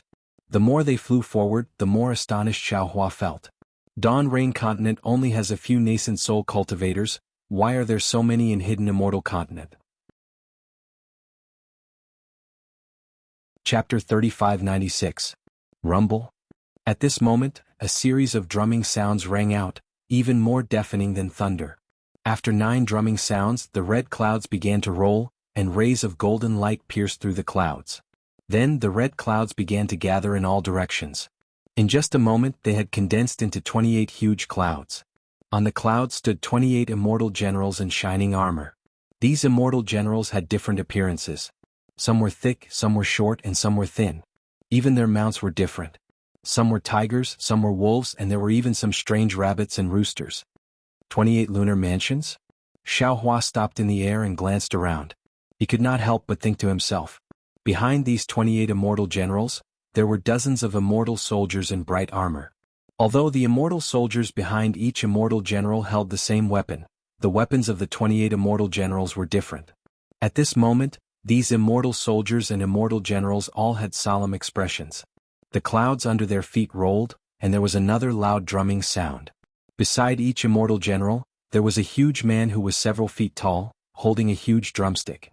He appeared from the clouds along with the huge heavenly drum. The huge men were naked from the waist up. Layers of faint mist lingered around them. Under the mist, there was a layer of oily luster on their skin. The luster danced with their muscles, flashing with a strange brilliance. Ding ding dong dong. Among the earth-shaking drumming, there was another burst of music. Although this sound was not as deafening as the drumming, it was still loud. When Xiao Hua and the others raised their heads, in the clouds behind the 28 immortal generals, there were women in palace dresses, either holding a flute or a pipa. There were even groups of glittering chimes in the clouds. After half a meal's worth of time, the drumming gradually subsided, and the music slowly lingered in their ears. A pillar of light more brilliant than the sun emerged from the top of Yaotai Mountain, shining directly at the center of the 28 immortal generals. An old man in Confucian attire, wearing a tall crown, and holding a jade tablet in his hand slowly descended from the pillar of light. Wasn't this the Lord of Star-Lord Palace, Kong Hongwu? This was the first time Xiao Hua had seen Kong Hongwu. His gaze unconsciously fell on the pillar of light. His eyes narrowed as he carefully sized up this old man with an ancient face. When Kong Hongwu's figure landed on the 28 immortal generals and stopped about 10 feet away, Kong Hongwu looked around and looked at the Taoist cultivators on his left. He raised the jade tablet with both hands, bowed to the rising sun in the east and said, "My name is Kong Hongwu, a disciple of the Confucian cultivators. I am entrusted by the Confucian cultivators of the hidden immortal continent to take charge of the Star-Lord Palace. Today is the day when the Star-Lord Palace opens the Yaotai meeting. I, the 1,000-star generals, sincerely ask the ancestors of the Confucian cultivators to allow me to open the Yaotai Mountain and hold the Yaotai meeting." Before Kong Hongwu's voice fell, streams of awe-inspiring aura fell from the Yaotai Mountain. That awe-inspiring aura became extremely dazzling with 9 colors. Along with this rainbow-like pillar of light, a glittering imperial edict fell from the sky. Kong Hongwu very exaggeratedly bowed down and received that imperial edict. Then he opened that imperial edict. Rumble. The sound of a tide came from the imperial edict. Roar. A huge dragon's roar came from the tide. Soon after, a 10,000 zhang yellow light rushed into the air. That yellow light unexpectedly looked like a dragon leaping into the 9 heavens. It fluttered in that 9-colored light for a few moments, then coiled up and laid down on the Yaotai Mountain. A kind of indescribable dragon's might and monarch's authority was even heavier than the Yaotai Mountain's pressure on the hearts of all the Taoist cultivators. At this time, a voice like a big yellow bell reverberated between heaven and earth. By the will of the heavens, the ancestors of the hidden immortal continent congratulate each other. Today at the Yaotai meeting, the stars will. Every word of the imperial edict fell into Xiao Hua's ears and penetrated the bottom of his heart. Every word was like a huge rock that struck Xiao Hua's Tao foundation and destroyed his confidence in himself. Confucian cultivators. No, it should be said that the methods of the immortal palace are really amazing. Xiao Hua slightly narrowed his eyes, allowing this Confucian cultivator's sound attack to baptize his Tao heart. At this time, Xiao Hua's Tao heart was incomparably firm, and his Tao foundation was also extremely stable. It was like a towering dragon rock that towered into the sky. No matter how this sound attacked, it could not be damaged in the slightest. Even in this sound, his Tao foundation became even more solid. Looking at those early Jindan cultivators, many of their eyes began to collapse, and a kind of worship expression gradually emerged. Of course, without waiting for the voice to finish reading the imperial edict, many cultivators flashed with golden light and began to resist this sound attack. They did not see any particularly embarrassing scene, but this moment of shaking of the Tao foundation had already caused some impact. After the imperial edict was read by the heavens, the sound of "by the will of the heavens" fell. Kong Hongwu led a group of immortal soldiers and immortal generals to bow and salute. He loudly said, "By the will of the heavens, thank the heavens for their grace." Among the thousands of cultivators, there were also some people who could not help but follow in a low voice. The fear of the will of the heavens had already quietly been planted in their hearts. Boom! After the imperial edict was read, a loud sound of waves crashing against the rocks was heard. The entire imperial edict slowly closed, but that huge yellow dragon didn't disappear. When the imperial edict fell into Kong Hongwu's hands, Kong Hongwu gently sent it into the sky. Shua! The imperial edict was like a meteor that soared into the sky and hit the sky. The entire sky shook violently. A huge black hole flashed and a golden frame was revealed. The imperial edict fell into the black hole and disappeared. A dazzling brilliance that was more dazzling than the sun rushed out from the black hole. Everyone involuntarily closed their eyes. Roar! Without waiting for everyone to open their eyes, the coiling dragon looked up to the sky and roared. Its huge body began to swim toward the hole. In just a moment, the dragon disappeared into the hole, and the whole transformed into a dragon gate that was dozens of feet long. Whoosh whoosh. On the side of the dragon gate, the 9-colored pillar rapidly flashed and turned into thousands of 9-colored carps. These carps seemed to be going against the current as they rushed toward the dragon gate. Waves of heavenly music resounded, and all the carps that rushed through the dragon gate turned into dragons and roared into the 9 heavens. Fellow immortals. Amidst the heavenly music, Kong Hongwu straightened his body. His body expanded under the multicolored light, and Kong Hongwu said in a dignified manner, "Today the dragon gate of the Jade Mountain will be opened, and it is the time for you fellow immortals to show off your skills. In order to welcome you fellow immortals, my Star Monarch Hall has specially asked the heavens to order us to prepare 3 unique treasures for you fellow immortals." As he spoke, Kong Hongwu took out a jade box from his wide sleeve.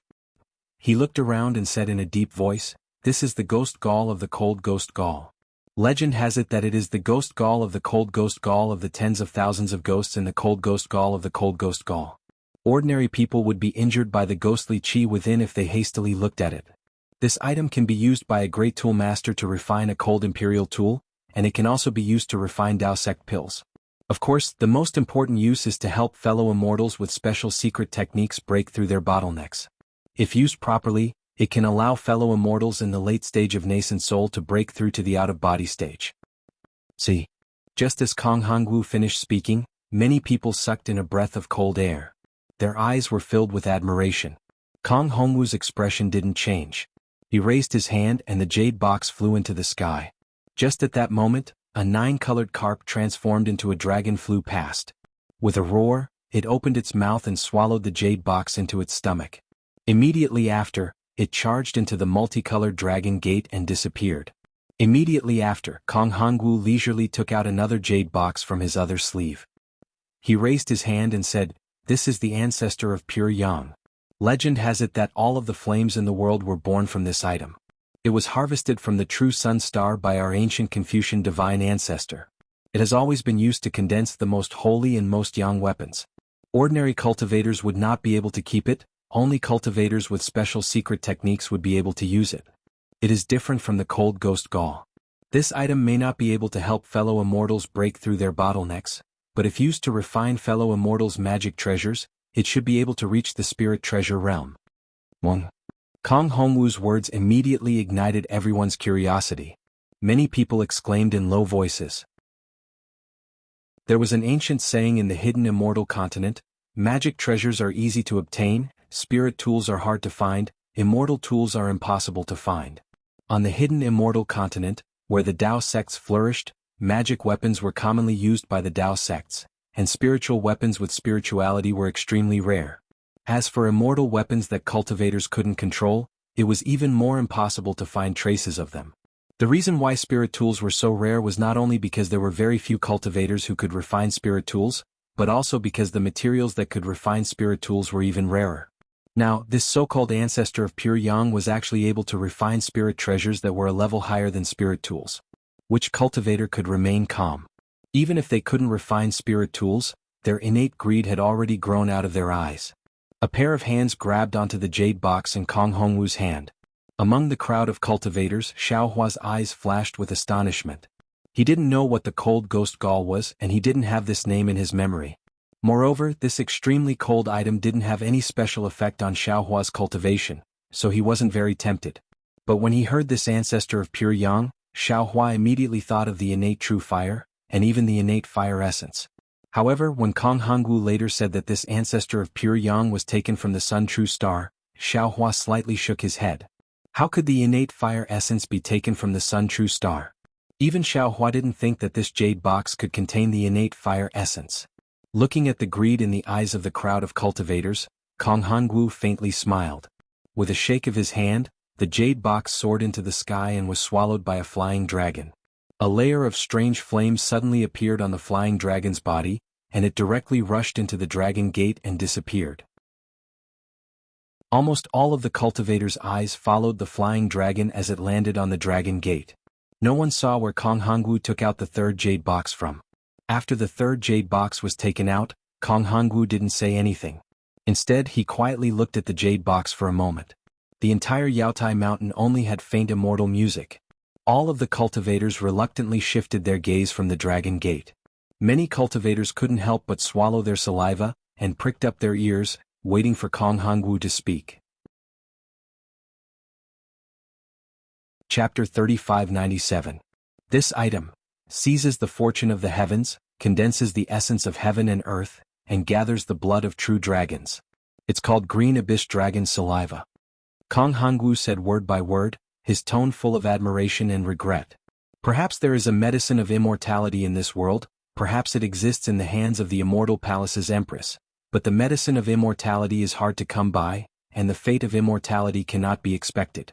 This Green Abyss Dragon Saliva can increase one's lifespan by 2,000 years. What's the difference between it and a mortal medicine of immortality? Alas, it's a pity that I'm not a Taoist, so I can't participate in the Jade Pavilion gathering. This item is reserved for a Taoist. While speaking, Kong Hongwu carefully waved his hand and the jade box was about to soar into the sky. At this moment, a voice familiar to Xiao Hua sounded from afar. Hallmaster Kong, wait, Hua de Jinren? Xiao Hua raised his eyebrows and looked at the figure that flew out. Oh, so it's Taoist Hua de. Kong Hongwu's expression didn't change. He nodded slightly and said, is there anything I can help you with? I have something to ask Hallmaster. Hua de Jinren's gaze was very clear. He smiled and said, please speak. My Star Lord Hall doesn't have anything that can't be said to others. Taoist can ask. Kong Hongwu seemed to understand something and said with a smile. I was invited by Hallmaster to come and watch the ceremony. Star Lord Hall's ceremony is spectacular and extremely respectful to our Taoist cultivators. I can represent the Taoist cultivators of the hidden immortal continent to thank Star Lord Hall for their hard work. Hua de Jinren said and bowed on behalf of the cultivators. Kong Hongwu faintly smiled and raised his hand. This is my duty. It's nothing. Xiao Hua sneered. He knew that Kong Hongwu had arranged this long ago. Hua de Jinren bowed to Kong Hongwu on behalf of the Taoist sections. Kong Hongwu actually just raised his hand and bowed back. The prestige of Confucian cultivators could be seen. Then Hua de Jinren said, but I feel that Hallmaster Kong sealed the 3 treasures in the jade box and didn't let us see it. I feel that it's inappropriate. As the saying goes, seeing is believing. Who can guarantee that there's nothing in the jade box? The palace master is magnanimous, but he can't stop others from having other thoughts. What spiritual master said is very reasonable. This old man's thinking is lacking. Kong Hongwu nodded slightly, but when his gaze fell on the jade box he said awkwardly, it's just that this azure dragon saliva was sealed in this jade box by my Confucian sage with inscriptions. Only the magic of Taoist cultivators can open it. Once this jade box is opened, the item inside will be taken by the cultivator who opens it.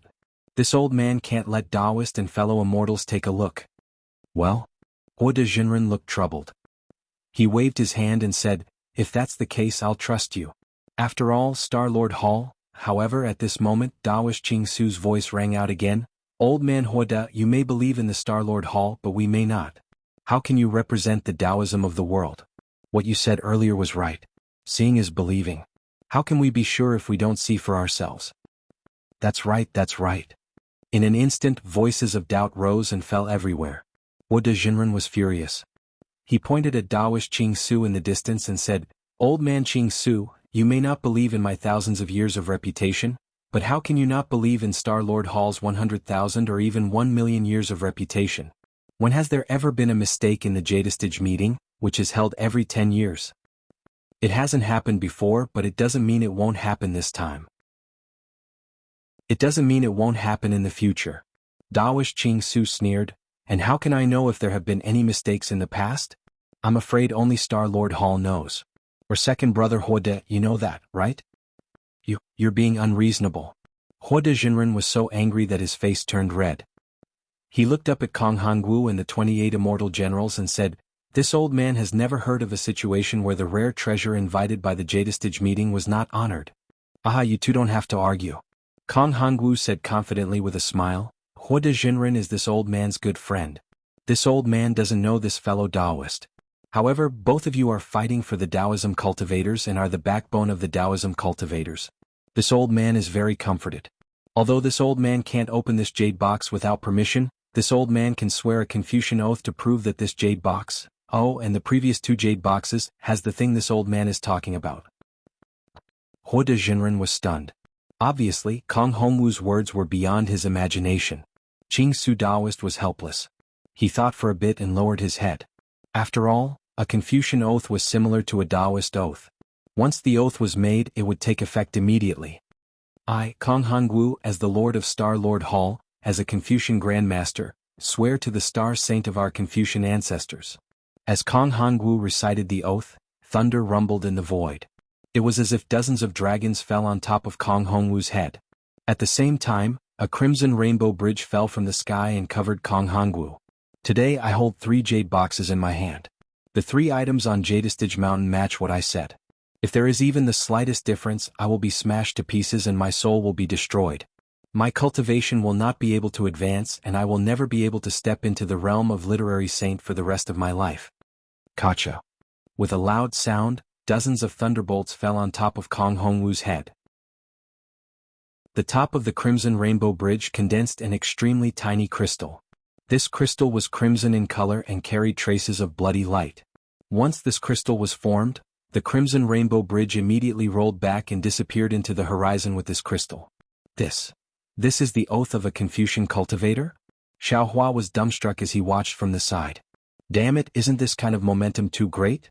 Compared to this, our Taoist oath is almost like whispers. Fellow immortal Hua Da, fellow immortal. What do you think? Kong Hongwu's tone was still indifferent. He asked softly, but there was an indescribable majesty in his voice. Hua de Jinren seemed to have woken up. He hurriedly cupped his hands and said, Hall Master Kong is righteous and magnanimous. I admire you. Qing Su Daoist's face was also a bit pale. His eyes seemed to have a kind of greed. He stared at the jade boxes and didn't say anything else.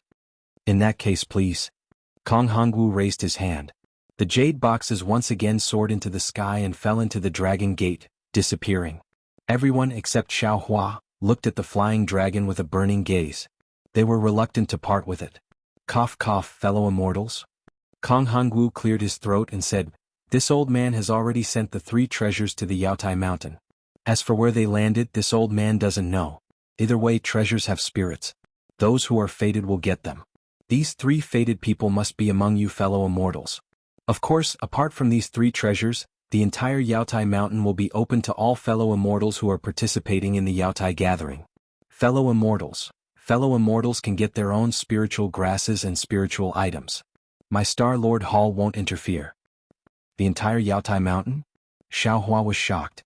He heard from Li Xiang that every Yaotai gathering was a part of the Yaotai Mountain.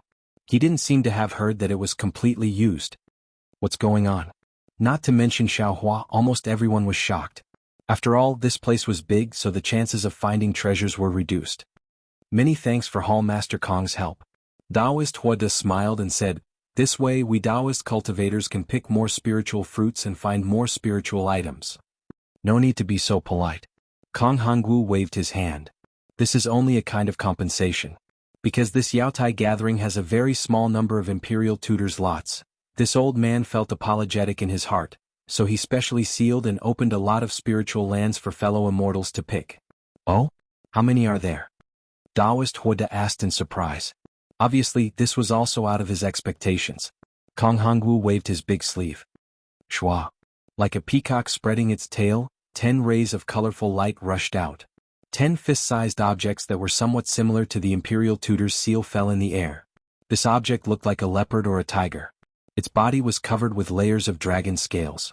Layers of yellow mist emerged from the dragon scales, wrapping the entire Imperial Tutor's seal. Xiao Hua saw clearly through the light. It was actually an Imperial Tutor's seal. All Master Kong, are you kidding me? There are only 10 Imperial Tutor's lots? Taoist Hua De almost blurted out. How is this enough? Sorry. Fellow immortal Hua De, Kong Hongwu's face was full of apology. This old man knows that there are too few Imperial Tutor's lots, so I opened the whole Yaotai Mountain. Moreover, this time the 3 rare treasures are really shocking. It's also a kind of compensation for fellow immortals of Taoist. Alas, fine. Taoist Hua De shook his head slightly and didn't speak again. His eyes were looking at the Dragon Gate, but no one knew what he was thinking. Hall Master Kong, this year's Imperial Tutor's lots are too few. Taoist Qing Su said loudly, Why don't you add more? Otherwise this old man and others won't participate. Kong Hongwu shook his head slightly. If you can add more, why do you need to ask? This is also the reason why I invited Taoist Huoda to come here. If you don't want to participate, this old man won't force you. While speaking, Kong Hongwu waved his hand. Roar. Unexpectedly, 10 dragon roars came out from the Bai, an Imperial Tutor's seal. The Bai, and outside the Imperial Tutor's seal seemed to come alive. It roared and rushed into the dragon gate with yellow clouds and disappeared. Thank you, heavens, for your kindness. The ceremony is complete. Kong Hongwu murmured, and the sound of bamboo and string instruments rose again. The 28 immortal drums sounded like thunder again, and all the clouds began to roll violently again. They gradually shrank into the sky and connected with each other. Behind the 28 clouds, the immortal generals and immortal soldiers were also hidden in the clouds. Even the dragon gate, which was shrouded in 9 colors, had disappeared. Only the dragon gate, which was overflowing with light, stood majestically in the air, waiting for the dragonized carps to come back, or for the daring cultivators to charge in. Chapter 3598. Fellow immortals, the dragon gate to enter the Yaotai meeting is here. You can only enter but not leave. After 6 hours, the whole Yaotai mountain will still be sealed. The dragon gate can only be opened if you find 3 rare treasures and 10 Imperial Preceptors lots. Of course, if you don't have such good luck and can't find all of them, the dragon gate will still be opened after a year.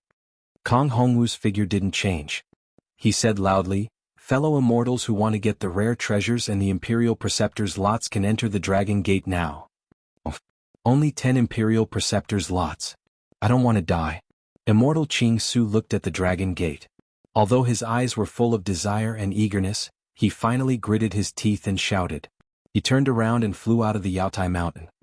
Yes, although we are envious, we don't have such good luck. It's better to go back as soon as possible. Immediately after, another dozen or so golden core cultivators flew out from various places, mumbling as they followed spiritual master Qing Su and flew away. Kong Hongwu's expression didn't change. He just glanced at immortal Qing Su and the others and withdrew his gaze. Although such troublemakers didn't appear every time, he had seen many of them. In front of so many Taoist practitioners, he wouldn't show any difference.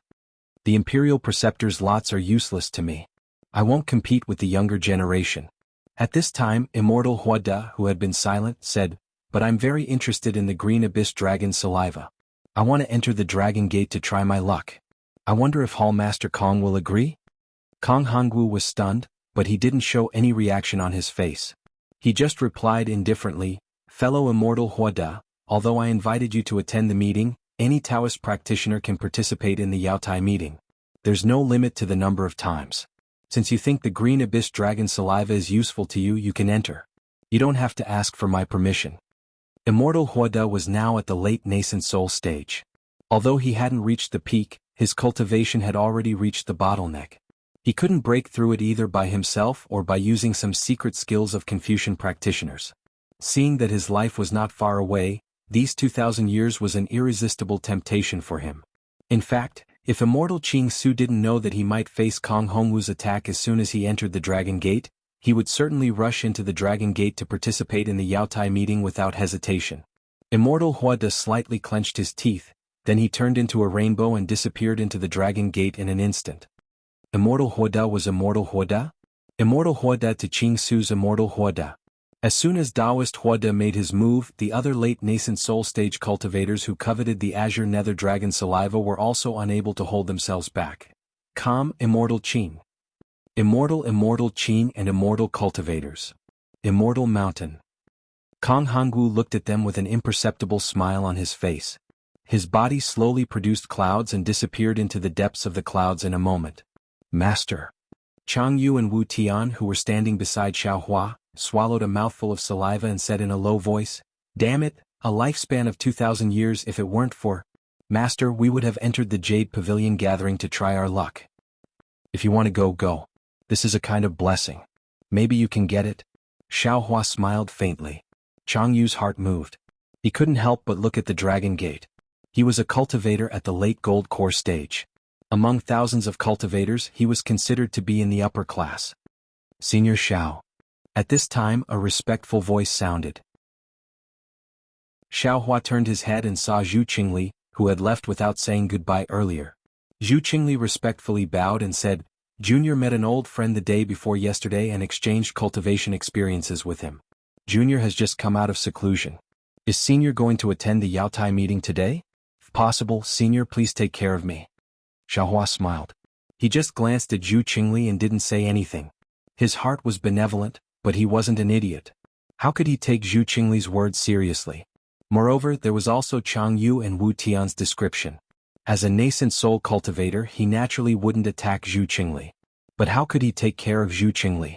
Zhu Qingli seemed to have anticipated the current awkwardness, so he remained calm.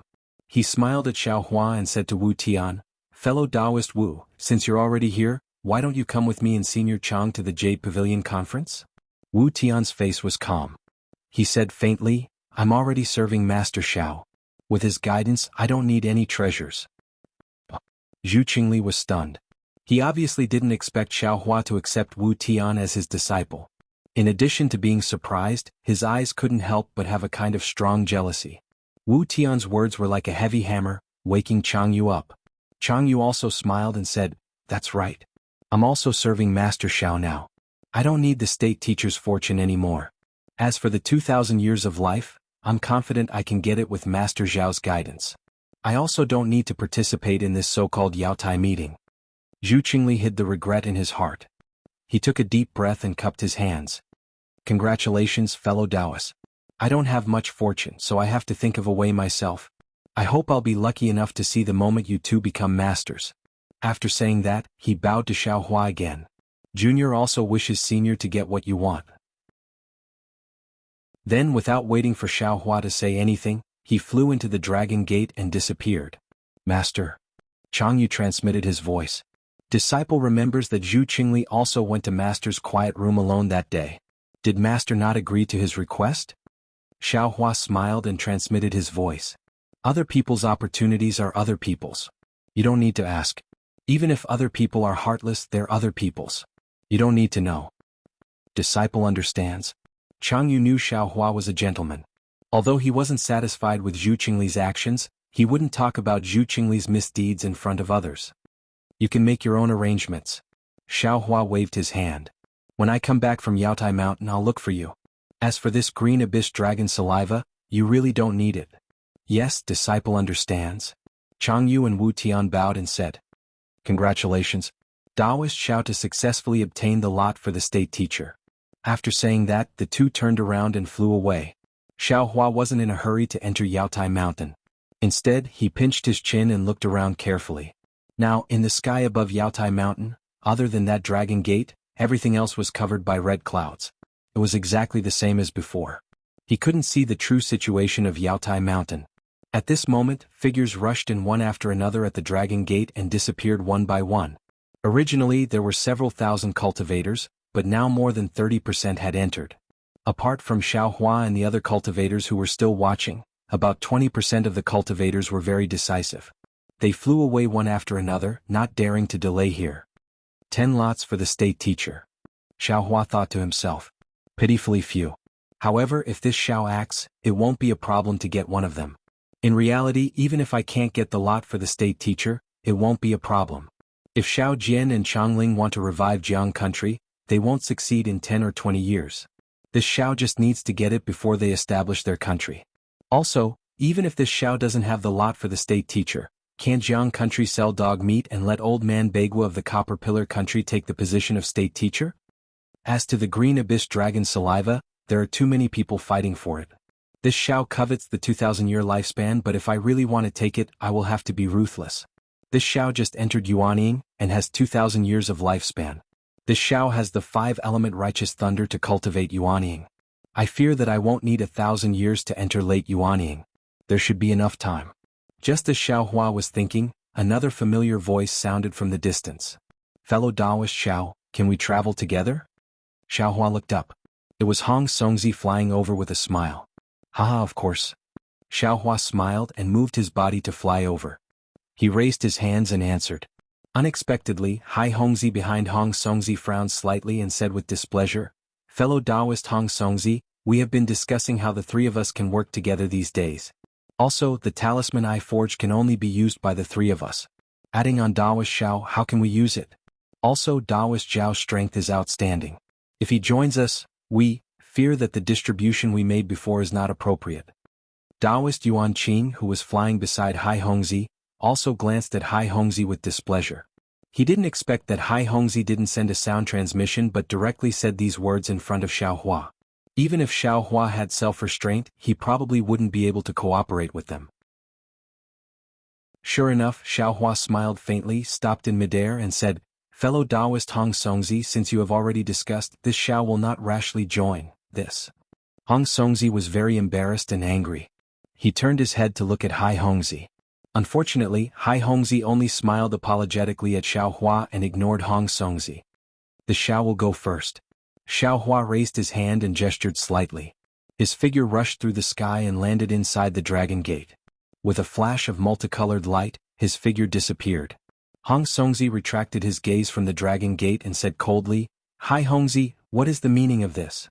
Didn't this old man already tell you before? Although I haven't discussed with Taoist Xiao these days, inviting him to join us is not too much, right?" Hai Hongzi was not afraid. He only smiled and said, "Fellow Taoist Hong Songzi, the Taoist Xiao you mentioned before is a fellow Taoist with similar cultivation to us, not this Taoist Xiao who is stronger than Taoist Huada. With such a strong fellow Taoist beside us, do you think we can get the Azure Nether Dragon saliva? Even if we get it, how much can we get? Also, fellow Taoist, don't forget that Taoist Huada is also participating in the Jade Pavilion meeting. His purpose is obviously the Azure Nether Dragon saliva. He and Xiaohua can be said to be irreconcilable. Do you and I need to get involved?" Chapter 3599. It shouldn't be as serious as you think, right? Taoist Yuan Qing shook his head slightly and looked at the place where Xiaohua disappeared. "Maybe it's not that serious, but we have to think so." Hai Hongzi didn't give up his position and explained, "If we don't get involved, even if we can't get the Green Abyss Dragon saliva, we can still come back alive from the Jade Pavilion conference. But if we get involved, it'll be a dead end." Hong Songzi looked at Taoist Yuan Qing. Both of their eyes flashed with helplessness. Hai Hongzi was right. Xiaohua was certainly a great help, but at the same time he was also a great enemy. The disadvantages of cooperating with Xiaohua outweighed the advantages. "Let's go."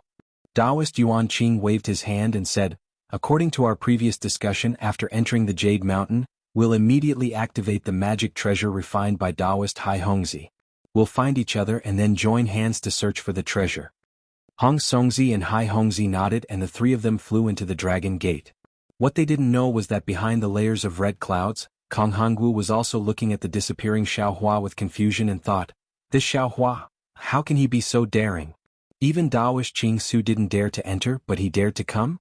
Could it be that there are secrets among these thousands of cultivators that I don't know? Humph, since you're here, I'll let you know how powerful I am. If I can get the trace of the Grand Mist Ancestor from you, it'll be a great contribution." Kong Hongwu's figure also disappeared. At the foot of the Jade Mountain, the number of cultivators gathered became fewer and fewer. The 20% of cultivators who could resist the temptation had already left. The remaining cultivators were just hesitating and waiting. Eventually, more and more cultivators couldn't resist the temptation and rushed into the Dragon Gate. Only a few hundred gold core cultivators and a dozen early nascent soul cultivators remained. However, when another thunderclap came from the red clouds, the huge Dragon Gate began to shake and gradually shrink. The last group of cultivators couldn't resist anymore. They all rushed into the Dragon Gate and waited until the last gold core cultivator disappeared. Kacha. Like glass breaking, the Dragon Gate cracked out of thin air. The Dragon Gate, which had shrunk to a few feet, was broken into dozens of pieces and then melted into golden liquid that fell into the void. When Xiaohua flew into the Dragon Gate, a powerful suction force was generated from all around the Dragon Gate. In an instant, a passage formed by 9 colored clouds appeared in front of his eyes. The surface of the passage was a layer of clouds that kept spiraling inward in a spiral shape. In the depths of the clouds, there were still some faint inscriptions flashing. The noble spirit roared and boiled out from the gaps of the clouds. The inscriptions were born in the flickering inscriptions, carrying Xiaohua's figure and constantly rushing into the depths. Ha! Xiaohua felt the pressure on his body and the abnormality of the passage in the clouds. He couldn't help but be a little surprised. The pressure on my body seems to be the heavy pressure of the transmission formation. Moreover, the rotation of the passage in the clouds is somewhat similar to the soul cultivator's transmission formation. Could it be that this dragon gate is a transmission formation for Confucian cultivators? Or could it be that the Confucian cultivators of the hidden immortal continent don't have transmission formations, but these transmission formations are not known to ordinary Confucian cultivators? While thinking to himself, Xiaohua tried to release his soul sense. Sure enough, the clouds flashed with an intense tearing force. Xiaohua's soul sense was torn to shreds within a few breaths of time. Xiaohua didn't dare to increase his soul sense for fear that he would destroy this transportation channel. He didn't know where he would end up. This transmission formation seemed to be very far away. Xiaohua stayed in this passage for the time it took to eat a meal. During this time there was no one in front of the passage. There were also no other cultivators chasing behind the passage. Presumably, every Taoist cultivator who entered the Dragon Gate would have such a legendary passage. Whoa! Suddenly, in the passage not far in front of Xiaohua, there was a whimper of wind. A dot of orange light suddenly appeared. Then, the passage in the clouds in front of Xiaohua shrank towards this dot of light as if it was being pulled. Xiaohua's figure also rushed towards this dot of light. Perhaps Xiaohua was shrinking, or perhaps the dot of light was expanding. When Xiaohua flew in front of the dot of light, that dot of light had already turned into a several zhang large light curtain.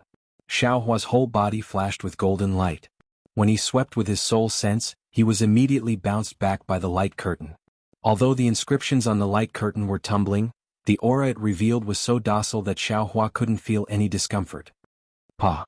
With a soft and crisp sound, Xiaohua crashed into the light curtain. The scene in front of his eyes overflowed, as if he had passed through several small worlds. When Xiaohua's figure landed, he looked around and unconsciously frowned again. At this time Xiaohua was standing in a low valley. He was surrounded by several zhang cliffs. High up in the sky, several qi large clouds condensed into a vortex. The vortex gradually shrank and one by one, the inscriptions disappeared alternately. There weren't any special spirit fruits or spirit herbs on the nearby cliffs. There were only a number of dark green things that crookedly covered the entire cliff. At the bottom of the cliff there was a deep pool. There were many small waterfalls around the deep pool. At the foot of the mountain, there were many small streams flowing from the cracks in the cliff and converging into the deep pool. The deep pool was dark green, and a chill mixed with rich world's yuan qi rushed into Xiaohua's mouth and nose. At the edge of the deep pool, there were layers of needle-like leaves covering the ground. If he wasn't mistaken, they should be dark green things that fell down. Xiaohua looked around and was a little surprised. He tried to release his soul sense. After exploring for a while, Xiaohua finally had some understanding of the surroundings. The entire valley was sealed by a layer of restriction. This restriction was broken, and Xiaohua's soul sense couldn't be considered complete. Moreover, where the restriction was intact, Xiaohua's soul sense was suppressed and difficult to penetrate. However, where the restriction was broken, Xiaohua's soul sense could vaguely penetrate and he could see the spirit herbs growing high up in the cliff. This is a restriction. Xiaohua already understood and thought to himself, it's no wonder that even though the heaven-earth origin qi here is so dense, there aren't any spirit herbs growing here.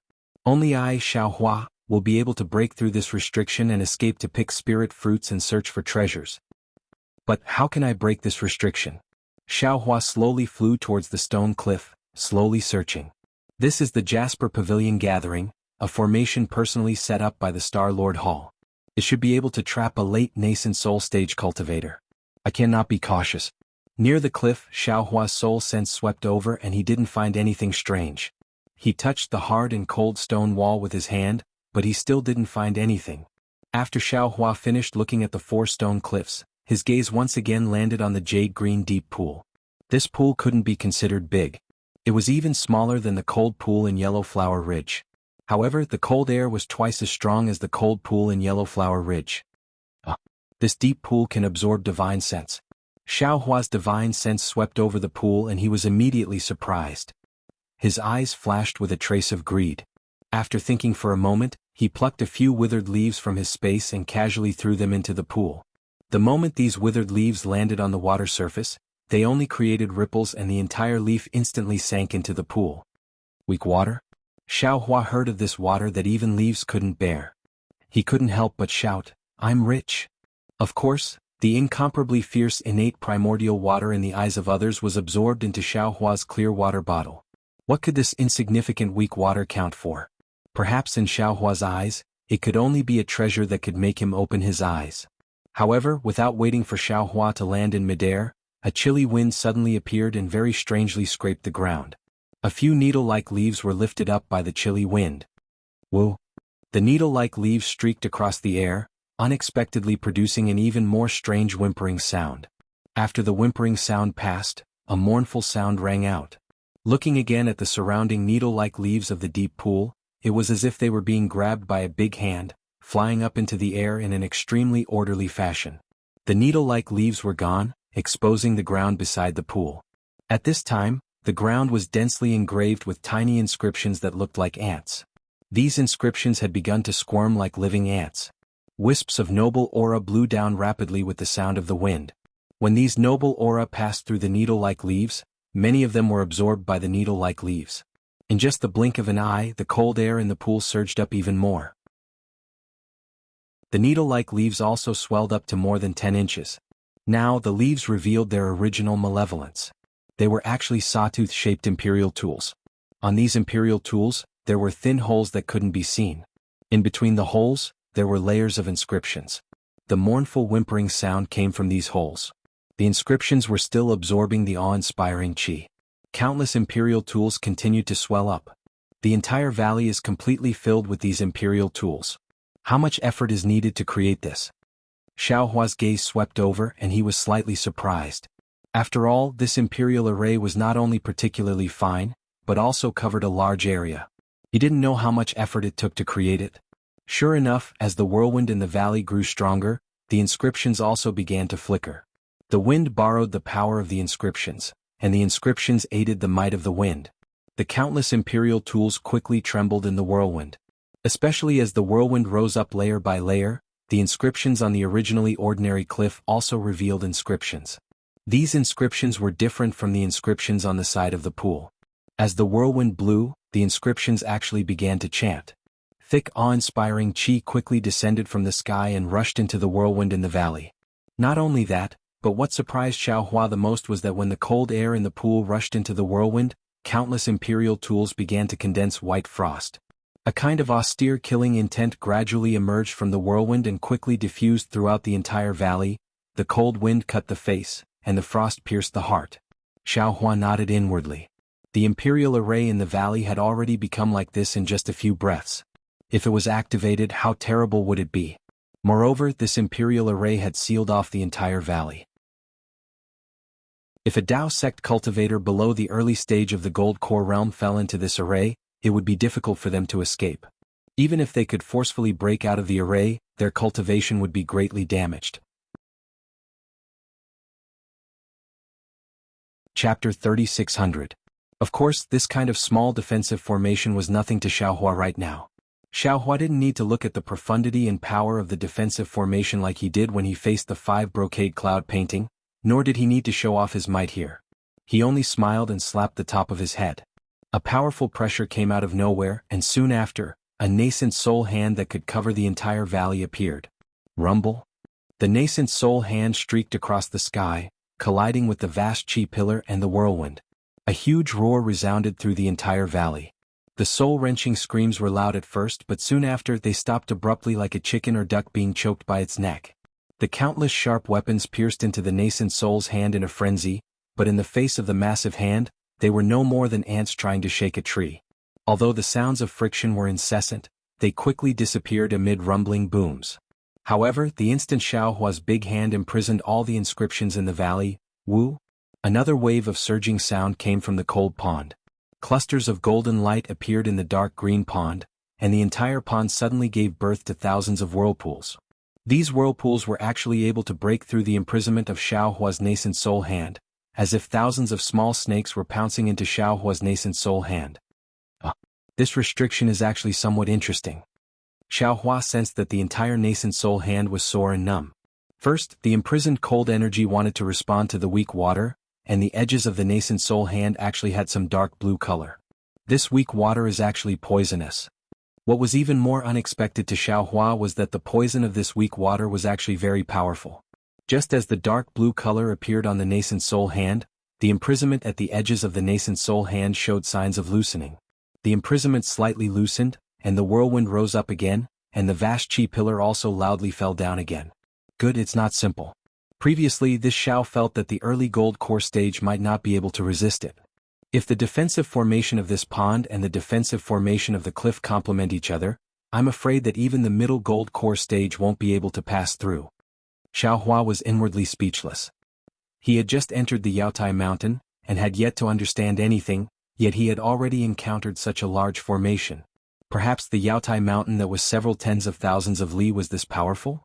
Thinking about the thousands of golden core cultivators, Xiao Hua couldn't help but worry for them. Pondering in his heart, Xiao Hua did not dare to be negligent. He hurriedly waved his hand, and the clear water bottle appeared in his hand. His hand formed a Buddhist seal and hit it. Whoosh! A suction force was generated from the clear water bottle, and it covered the tens of thousands of weak water snakes. Indeed, everything has its nemesis. Under the suction force of the Buddhist artifact, these weak water snakes all surrendered. How could they still care about corroding the hand of a Yuanying? Streams of water flowed into the clear water bottle, and the water in the pool gradually fell. The weak water's corrosion was no longer present, and the entire defensive formation surrounding the mountain valley was unable to withstand Xiao Hua's Yuanying's hand. With a light kacha sound, the Yuanying's hand grasped all of the tiny imperial equipment in its hand. Xiao Hua's current spiritual sense and mind could not be considered particularly harmonious, but dealing with these tiny imperial equipment was still a piece of cake. Xiao Hua's mind followed the spiritual sense in the Yuanying's hand and swept all of the imperial equipment into the space. The ground of the entire valley was as clean as if it had been licked by a dog. It's a pity that these inscriptions were carved into the ground. Even if this Xiao has the ability to scour 3 feet of the ground, I don't know if they will still be useful after I collect them. Xiao Hua prepared to withdraw the Yuanying's hand. Looking at the alternating light and dark inscriptions on the ground, he inwardly pondered. However, he quickly had a good idea. The Yuanying's hand fiercely grabbed the ground. With a loud boom, a large piece of the ground was grabbed by Xiao Hua. That ground was originally as hard as iron, but under the Yuanying's hand, it became pure soil. The tiny inscriptions on the ground were immediately crushed by Xiao Hua's hand, and they transformed into streams of awe-inspiring qi that rushed into the air, disappearing in a moment. Haha, exactly. Refreshed. Seeing this, Xiao Hua was very happy. He was multitasking. On one hand, he urged the Yuanying's hand to destroy the inscriptions in the valley one by one. On the other hand, he urged his psyche power to collect the weak water. After half an hour, the entire valley, whether it was the stone walls or the ground, was in a mess. There was not a single inscription to be seen. Looking at the previously serene cold pool, the pool water was clean, revealing the dark blue bottom of the pool. There were also many inscriptions at the bottom of the pool, as if pieces of articles were engraved there. As for the center of the pool, there were some white bones above the inscriptions that had not been completely corroded by the weak water. Alas, there are 3,000 weak water. Just one scoop is enough to kill a cultivator. It shows that its corrosive power is very strong. 10 years ago, the cultivators who fell into the weak water had already lost their bones. Seeing these white bones, Xiao Hua sighed. These white bones must be the Jindan cultivators who participated in this year's Yaotai meeting. How long has it been, and there are already cultivators who died in this weak water pool? Destroy it. Xiao Hua urged his Yuanying's hand again. In just a moment, the inscriptions at the bottom of the pool were destroyed again. The moment the inscriptions completely disappeared, Xiao Hua immediately felt relaxed. Xiao Hua was overjoyed and hurriedly released his divine sense. Sure enough, the previous seal on the valley had completely disappeared. His divine sense could spread out for more than 10 miles. The entire Yaotai mountain is still within a huge defensive formation. Pull one hair and the whole body will be affected. Xiao Hua understood that this must be the suppression of the Taoist cultivator's divine sense by Star Lord Hall. Withdrawing his Yuanying's hand and looking at the messy valley, Xiao Hua urged his figure to fly into the air, ready to leave. However, his figure had just flown a few feet when his heart was moved again. He waved his hand and Little Silver and Little Gua landed in the air. You two, go and see if there are any good things in this valley. The two little things were very obedient, not rebellious like Little Yellow at all. They each landed in a place. In just a moment, Little Gua came back with his head drooping and somewhat dejected. His little mouth was pursed and his hands were empty. Haha. Xiao Hua smiled, patted his head and put it into his space. Little Silver, on the other hand, poked his head out of the messy mud and stones and chirped at Xiao Hua. Xiao Hua understood. He lowered his figure and waved his big sleeve. A lot of huge stones and mud were lifted up. A fist-sized bead, emitting a bewitching light, was revealed in the bottom of the deep pool. Weak water bead? Xiaohua was delighted. He grabbed at the air with one hand and that bead fell into his hand.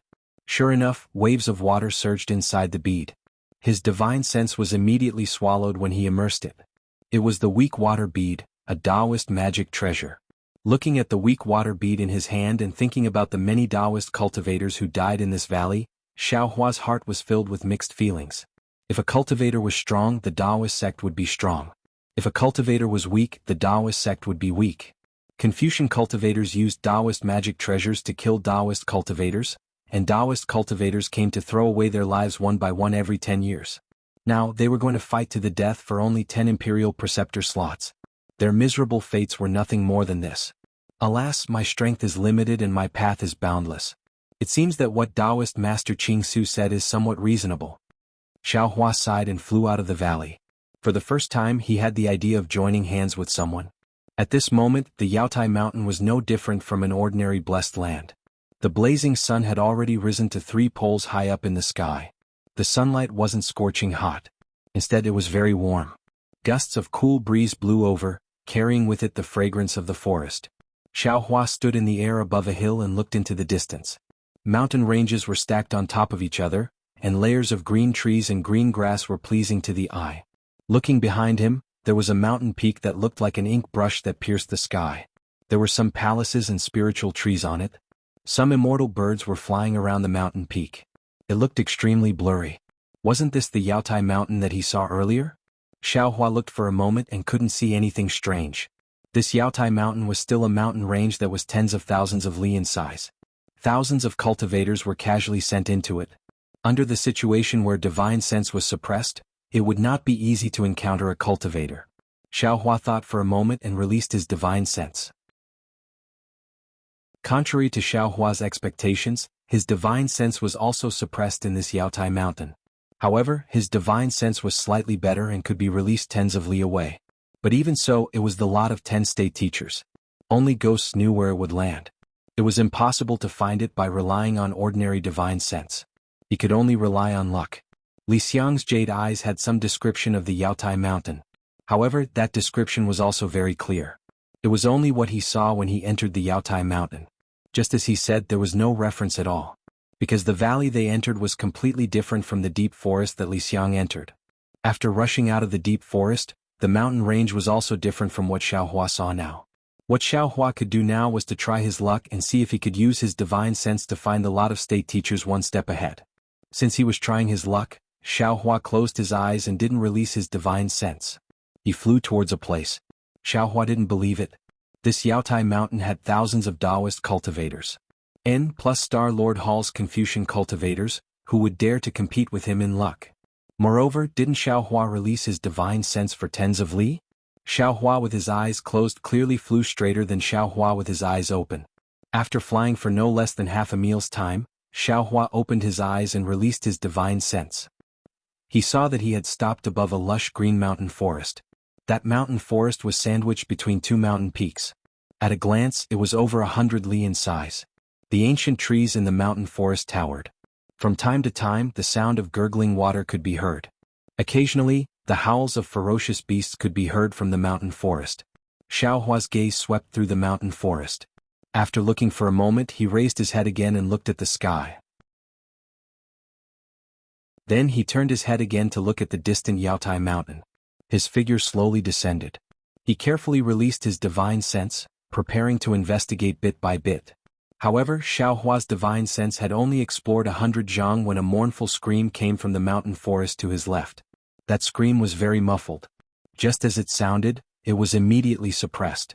It was as if a cultivator was swallowed by a ferocious beast. Hearing this, Xiaohua raised his eyebrows.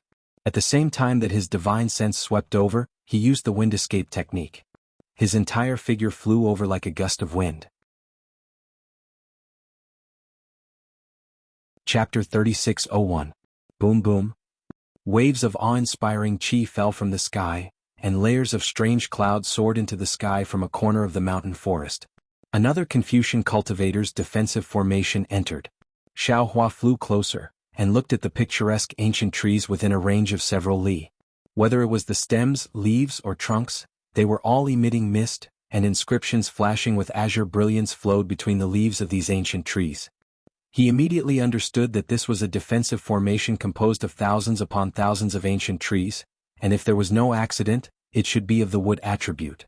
Almost without thinking, Xiaohua clapped his hand, and the Yuanying's hand appeared again. It turned into 100 zhang in size and grabbed from top to bottom. Kacha. Like a thunderclap, the ancient trees within 100 zhang were all grabbed by the huge hand, and the entire ground shook. Clusters of inscriptions carrying awe-inspiring qi condensed into a 1 zhang long spear that pierced into the huge hand.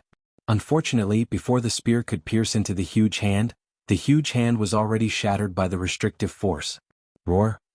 The huge hand overturned the defensive formation, revealing the situation inside. 100 zhang huge beast roared and rushed out from the defensive formation. Under the huge beast, a bloody smell was emitted. The craggy mountain rocks were actually covered with bones. Some of the bones were dried up and some of the bones were dripping with blood. It was quite glaring. This giant beast was like an ox, with a single horn that was several zhang long standing straight on its forehead. The tip of the horn carried a cold light, and the long fur on the giant beast's body flickered with a green brilliance. A single large hoof stepped on the green clouds, and with an indescribable berserk aura, it pounced towards Xiaohua. Oh! Xiaohua slightly wrinkled his brows. He knew that this was a kind of ancient beast. Its entire body was coarse and thick, and it was difficult for ordinary magic weapons to break through it. This hoe's mouth and nose could spit out a strange stream of air. This stream of air was the most corrosive magic weapons and magic weapons. Even the protective golden light of a Jindan cultivator would find it difficult to resist. He had only seen this thing in Huang Yi's many ancient memories, and he didn't expect to encounter it in the hidden immortal continent. Just as Xiaohua had expected, the Hui rushed into the air and violently charged towards Xiaohua. Even when Xiaohua's nascent soul hand descended, the restrictive power was unable to stop the strange airflow from the Hui's horn. Rise, Xiaohua sneered. The invisible nascent soul inside his body rubbed its hands together. In an instant, the nascent soul's hand suddenly expanded to the size of several mu. Moreover, this several mu-sized hand became much more solid. Puff puff. The nascent soul's qi waves were shattered one by one, and it forcefully grabbed the qi. The giant palm swayed and was about to grab the Hui from the air. Roar! The Tai Chi was enraged. Its eyes were bloodshot as it let out a long roar. Green waves of air rushed out of its nose and mouth, slamming into the nascent soul's hand. The nascent soul's hand rapidly collapsed. At the same time, a dazzling brilliance appeared on the wild beast Hui's body. This brilliance was like an arrow that directly pierced into the nascent soul's hand. Moreover, within the brilliance was a wisp of green qi. This green qi caused the giant palm to give birth to a slippery feeling. Attacked from both inside and outside, Xiaohua's giant palm was the same as before. It actually had a feeling of being unable to hold on. Xiaohua was slightly startled. He knew that this was a Confucian cultivator from Star-Lord Hall who had a very good understanding of the Tao sect's nascent soul's hand. Whether it was the defensive formation or the ferocious beast, they all seemed to have the means to resist the restrictive power of the Tao sect. However, after Xiaohua was surprised, he sneered again. It was also a nascent soul's hand. Xiaohua didn't believe that this insignificant giant Tai Chi could escape from his nascent soul's hand. Withdraw, Xiaohua snorted coldly. The magic power in his body surged. The giant palm flashed with a golden brilliance and once again exerted more force, crushing the green qi and the brilliance into pieces. Immediately after, Xiaohua's mind stretched out and tried to absorb the struggling Hui into his space. The giant Tai Chi was at least 100 zhang in size. Now, one of its hooves was vigorously kicking, and the tip of its horn was also sharp. Xiaohua's mind followed the nascent soul's hand and wrapped around the Hui. A tearing force that the giant Tai Chi couldn't resist was gradually born. Whoa! The giant Tai Chi struggled with all its might for a moment. It seemed to be somewhat exhausted, and the hissing sound in its mouth also began to become hoarse. Just when Xiaohua's mind was set and he was preparing to think of a way to subdue the giant Tai Chi, suddenly, the surface of the giant Tai Chi's body flashed with thousands of dense inscriptions. What was even more strange was that the inscriptions near the mouth and nose of the giant Tai Chi were like ants pouring into the body of the giant Tai Chi. A fierce, destructive aura with a sense of despair was born out of thin air and frantically poured into the giant Tai Chi's mouth and nose. Not good. Xiaohua seemed to have realized something. He hurriedly pulled his mind out of the nascent soul's hand. At the same time he withdrew his magic power and his divine sense. The nascent soul's hand instantly collapsed. Although Xiaohua saw the opportunity quickly, in the end he was still a bit slower. When the giant Tai Chi escaped from the nascent soul's hand, it didn't escape like it usually did. Instead, it desperately struggled in the distance. It was even more miserable than when it was caught by the nascent soul's hand before. Boom! With a loud sound, the 100 zhang large giant Tai Chi exploded with a loud bang. Its flesh and blood mixed with a berserk aura rushed towards Xiaohua. Seeing that this unimaginable explosion didn't scatter in all directions, but instead directly rushed towards him, how could Xiaohua not know that this giant Tai Chi was another method that Confucian cultivators used to kill Dao cultivators? Although the explosion hadn't hit Xiaohua's body yet, Xiaohua's divine sense had already been affected by this strange explosion. His entire Naiwan palace shook, and an indescribable dizziness appeared in Xiaohua's mind. Xiaohua didn't care about hiding anything. He used the Devil Realm's concealing technique, and his figure quickly disappeared. However, he saw that the pitch-black brilliance in the air was slightly distorted. The impact of the explosion had already dispersed this distortion. When Xiaohua's figure appeared again, there was a slight anger on his face. He was originally very careful, but he really didn't expect that Confucian cultivators' methods were everywhere. This giant Tai Chi was not only a vicious beast that could kill gold core cultivators, but also a weapon that could kill nascent soul cultivators. Xiaohua, who was greedy for small gains, almost fell for a big trick. Moreover, as soon as Xiaohua's figure appeared, dozens of pillars of Aoran Qi appeared out of thin air and attacked Xiaohua for no reason. This Aoran Qi actually carried a kind of tyranny, as if Xiaohua was the enemy of the world. Damn it! Xiaohua suddenly woke up. This was Yaotai Mountain. If he used the Devil Realm's cultivation technique, wouldn't he be courting death? He hurriedly used the wind escape technique. His figure flashed and he escaped far away. Only then did the vast Qi pillars scatter with a loud bang. In the air, that desolate aura gradually disappeared. The violent force destroyed the several hundred zhang mountain forest in the direction Xiaohua had been at. The original defensive formation had been completely destroyed. The white bones that Xiaohua saw just now were only a part of the cultivators who had died in the formation. Looking at the forest of white bones, Xiaohua's heart was touched again. After releasing Little Silver and Xiaogua, Xiaohua spat out the true Samadhi fire, which turned into a fire net and burned all the white bones in the range of several li. After waiting for a while, Xiaogua's face was full of pride. She brought back some spiritual herbs. These spiritual herbs were quite rare, and most of them weren't in Xiaohua's space. Hearing Little Silver's chirping in the distance, Xiaohua naturally knew what it had discovered. After landing, Xiaohua discovered that Little Silver was actually anxiously scurrying around in the ground. However, Little Silver, who had always been able to freely escape through the earth, was only able to escape a few inches underground before being unable to go any further. Huh! A strange expression appeared in Xiaohua's eyes. Forming a seal with his hands, he also tried to escape underground. However, he was only able to escape a few zhang underground before being unable to go any further. Confucian cultivators really have painstakingly operated this Yaotai Mountain for who knows how many years. I'm afraid that within several tens of thousands of li, the surface of the ground has been used with Confucian techniques. And it's possible that it's Taoist techniques. Xiaohua looked pensive. No Taoist cultivator can use the 5 elements escape technique to explore underground, and it's also impossible for them to escape underground. Thinking of this, Xiaohua waved his hand and said, "No need to go down. Let's see what's around us." Chirp, chirp. Little Silver replied a few times before running off in another direction. Not long after, it actually brought back some materials for refining tools as well as a bloody horn. Wasn't that the horn of the giant hoe from before? Looking at the bloody horn, although Xiaohua didn't know what use this thing had, thinking about how this horn was able to pierce through his nascent soul's hand, he knew that it was definitely a good thing. Xiaohua put the horn into his space, then waved his nascent soul's hand to destroy all the trees within a few miles. Only then did he feel refreshed. Seeing that the sun didn't seem to move at all, Xiaohua's heart stirred. He beckoned with his hand and wind blew under Little Silver's feet. Little Silver swung its grass-like tail and landed on Xiaohua's hand. Little Silver's tail naturally wrapped around Xiaohua's pinky finger. Chirp, chirp, chirp, chirp. Little Silver stood up, clasped its 2 little paws in front of its face, and bowed to Xiaohua as if asking what Xiaohua wanted to do. Xiaohua looked at Little Silver's appearance and was a little bewildered. When Little Yellow was here, he could faintly hear Little Silver's voice. Moreover, when Little Yellow and Little Black took the rejuvenation pill, Xiaohua didn't forget to give one to Little Silver. However, Little Yellow and Little Black could already speak, while Little Silver still couldn't speak. He didn't know if it was because Little Silver had eaten too many spirit herbs since childhood, or if Little Silver wasn't smart enough. Xiaohua regretted not letting Little Silver out to see what the Imperial Tutor's lot looked like before the Dragon Gate. When he described it to Little Silver at that moment, Little Silver tilted its head a little, and there was some confusion in its sparkling little eyes. Xiaohua could only stretch out a finger and point at the space between the little guy's eyebrows.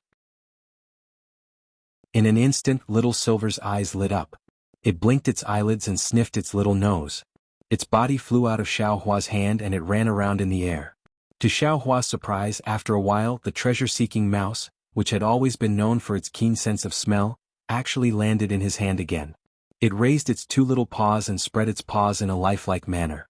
If it wasn't for the fact that its shoulders were connected and it was extremely hard to distinguish, it would have shrugged its shoulders. Xiaohua rubbed his nose and understood that there were only two reasons why Little Silver couldn't find the Imperial Tutor's lot. One was that the closest Imperial Tutor's lot was beyond Little Silver's search range. The other was that the Imperial Tutor's lot had fallen inside the Imperial Array, which had completely concealed its aura. Chapter 3602. Alright. Xiaohua smiled bitterly and flicked Little Silver's little butt with his middle finger.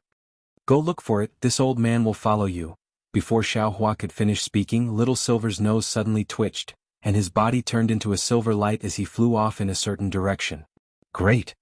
Overjoyed, Xiaohua hurriedly used his wind escape technique to chase after Little Silver, and at the same time he released his soul consciousness in that direction. After flying for the time it took to brew a cup of tea, they unexpectedly encountered two golden core cultivators. These two golden core cultivators were in a very sorry state and looked like they had just escaped from a defensive formation. When the two golden core cultivators saw Xiaohua and Little Silver, they were delighted. Seeing the joy in their eyes, how could Xiaohua not know what they were thinking? He coldly snorted and no longer concealed his cultivation. The pressure of a nascent soul cultivator suddenly gushed out, causing the two of them to be frightened to the point their faces turned deathly pale and they almost collapsed in the air. Xiaohua was too lazy to pay attention to them and directly flew after Little Silver. The two golden core cultivators dejectedly flew off in the opposite direction. It was just that as Little Silver flew, he stopped and looked around as if he couldn't find his way. Xiaohua smiled as he scooped Little Silver up and put him on his shoulder before continuing to fly forward. Not long after, the originally warm sunlight actually turned cold. Xiaohua saw two undulating mountain ranges appear in front of him. They looked very abrupt and were grayish-white in color. Hidden in the forest, they looked like two huge pythons biting each other as they surrounded a mountain stream with a radius of more than 10 li. There were no ancient trees in the mountain stream, only large craggy rocks of different sizes. Some were dozens of zhang tall, while others were several zhang tall. Wisps of cold air condensed into ice shards which were born in the mountain stream from time to time. Standing in midair, Xiaohua had already released his soul consciousness to scan the surroundings. He wasn't in a hurry to act and only narrowed his eyes at the sun above his head. His gaze then fell on the two mountain ranges as if he didn't care about the mountain stream at all. At that moment, a sharp wind suddenly blew just several zhang away from Xiaohua. This wind was extremely cold, and as soon as it appeared, it immediately swept up clusters of ice shards which flew toward Xiaohua. Little Silver, who was on Xiaohua's shoulder, suddenly quivered. His little nose twitched a few times and he was about to fly toward the whirlwind. Come back.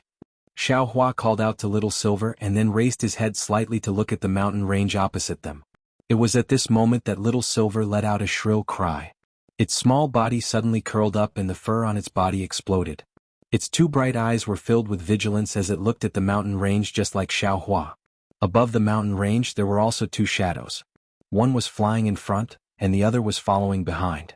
The shadow in front was not big but it was flying very fast. A moment later, a sharp divine sense swept over and swept past Xiaohua before landing on Little Silver.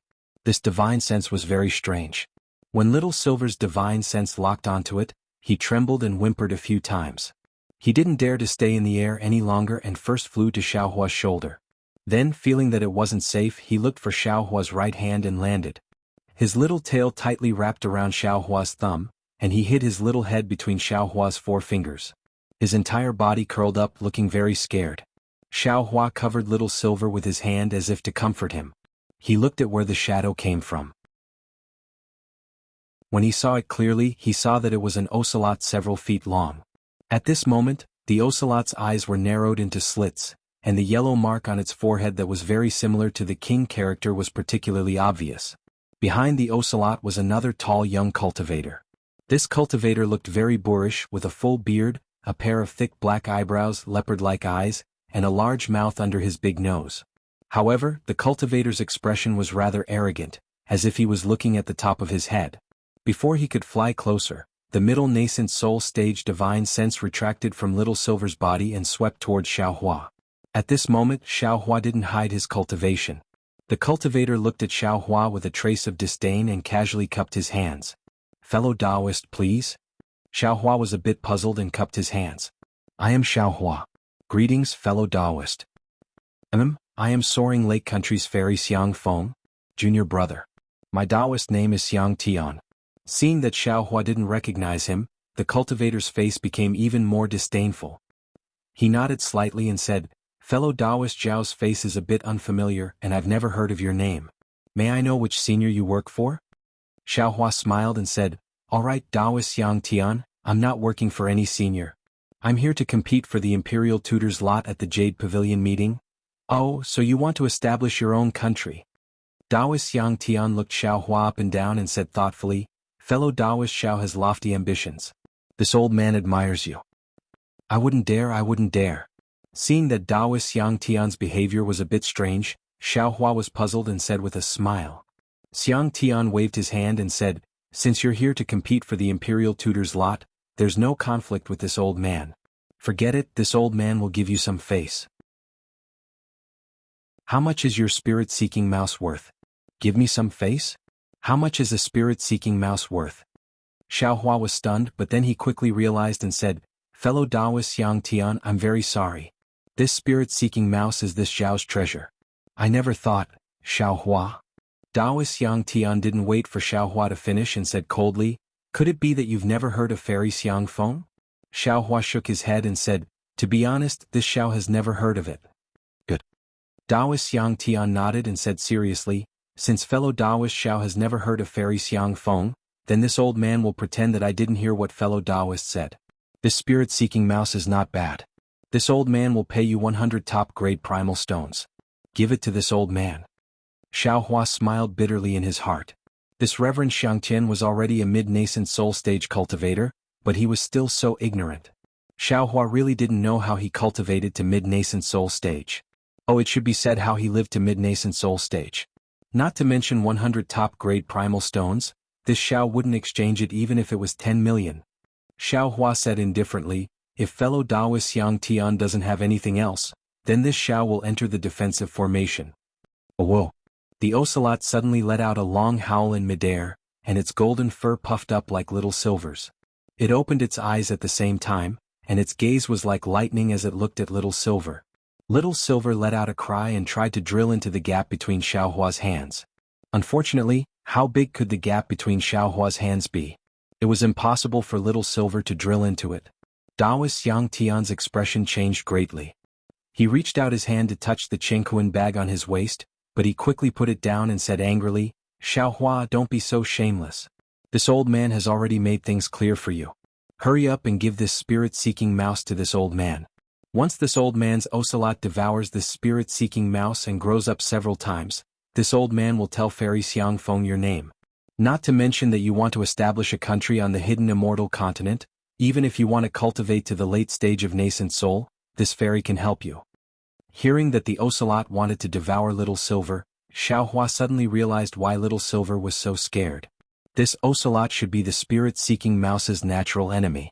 Xiaohua coldly looked at the ocelot and then at Taoist Xiang Tian. He said, "Fellow Taoist Xiang Tian, this Xiao will treat your words as fart. If you want to enter the defensive formation, this Xiao won't stop you. But if you have other thoughts, don't blame this Xiao for being ruthless and not showing mercy." "Aha, not showing mercy?" Taoist Xiang Tian laughed. "This old man has lived for thousands of years and those who dared to say such words to me have already turned into ashes. This old man really didn't expect someone to be so arrogant in this Jade Pavilion conference. Xiaohua was so angry that he laughed. He never thought that his first move in this Jade Pavilion conference would be against a Taoist cultivator. Seeing Taoist Yang Tian raise his hand to form a seal, Xiaohua didn't dare to be careless. He stretched out his hand and was about to release the spirit-killing light. Faced with this kind of cultivator who didn't know what was good for him, Xiaohua absolutely wouldn't show mercy. Who knew how many Taoist cultivators Taoist Yang Tian had killed before he met him? Ayo! The ocelot was clearly connected to Taoist Yang Tian. Its tail curled up like lightning and it raised its front paws and pounced at little silver in Xiaohua's hand. At this moment, a beast roar that was very similar to the ocelot's rang out in the distance, followed by a pleasantly surprised voice. Fellow Taoist Xiao? Taoist Yang Tian frowned slightly and stopped his hand seal. The surging vital qi of heaven and earth around him also stagnated. Xiaohua was also stunned. His hand stopped in midair. When the two of them looked up, they saw a white-browed nascent soul cultivator with a joyful expression on his face riding a two-headed monster flying towards them. Taoist Yuan Qing? Xiaohua immediately called out the name when he saw this nascent soul cultivator. However, when he looked around Taoist Yuan Qing, he didn't see Hai Hongzi or Hong Songzi.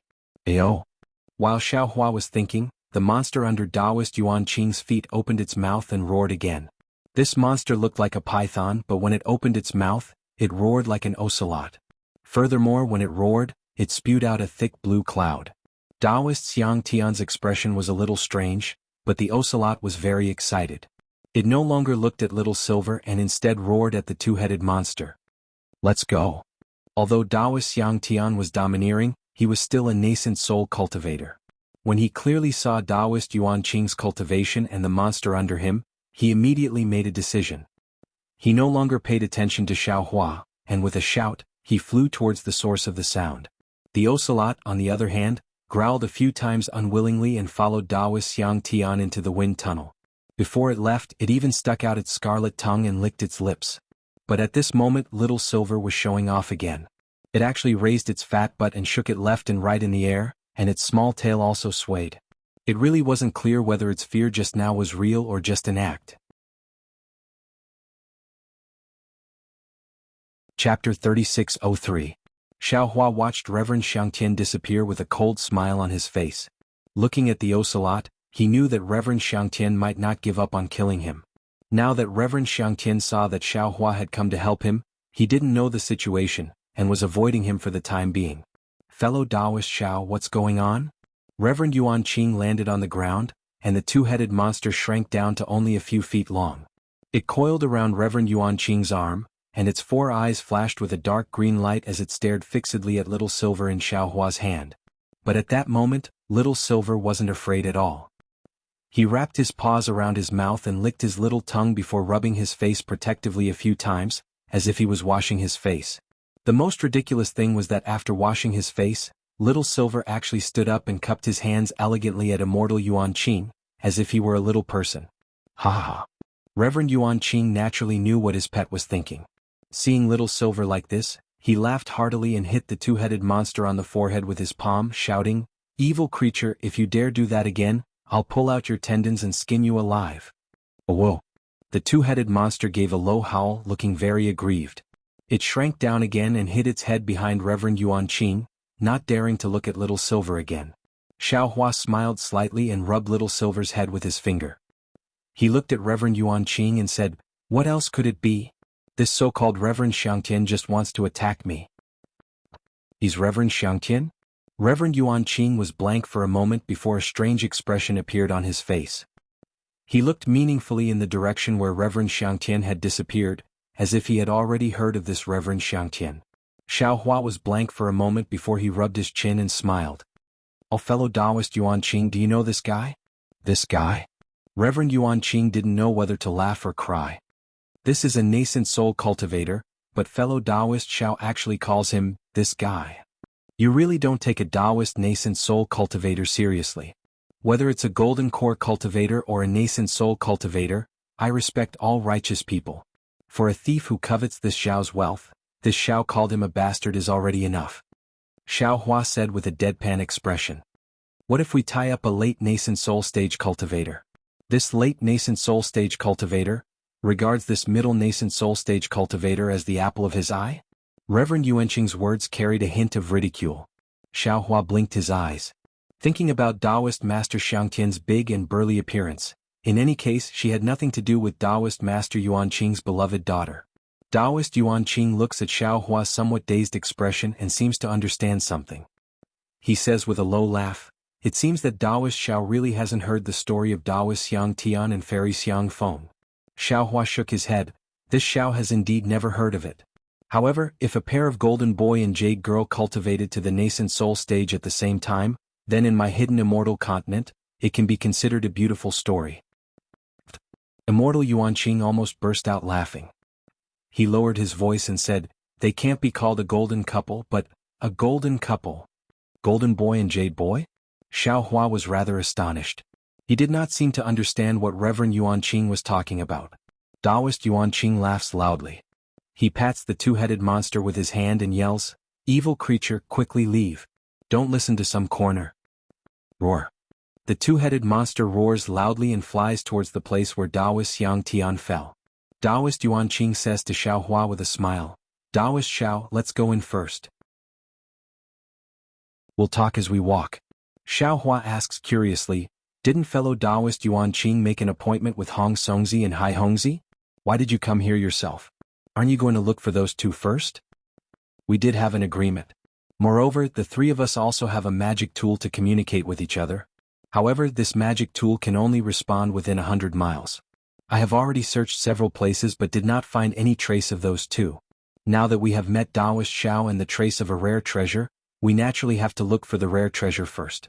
Actually, when I saw fellow Taoist, I already wanted to join hands with fellow Taoist. Unfortunately, Hai Hongzi did not agree and I had no other choice. Now, it seems that I still have fate with fellow Taoist Xiao." Xiaohua nods and says, "Since that's the case, it's fine. This Xiao is aiming for the Imperial Preceptor's fortune while fellow Taoist Yuanqing is aiming for the rare treasure. We don't conflict with each other and can cooperate." That's right, that's right." Taoist Yuanqing glances at the place where the two-headed monster disappeared and says, "This defensive formation seems to be closing. Let's go in first. I also want to tell fellow Taoist the story of Fairy Xiang Feng and Taoist Xiang Tian." "Good."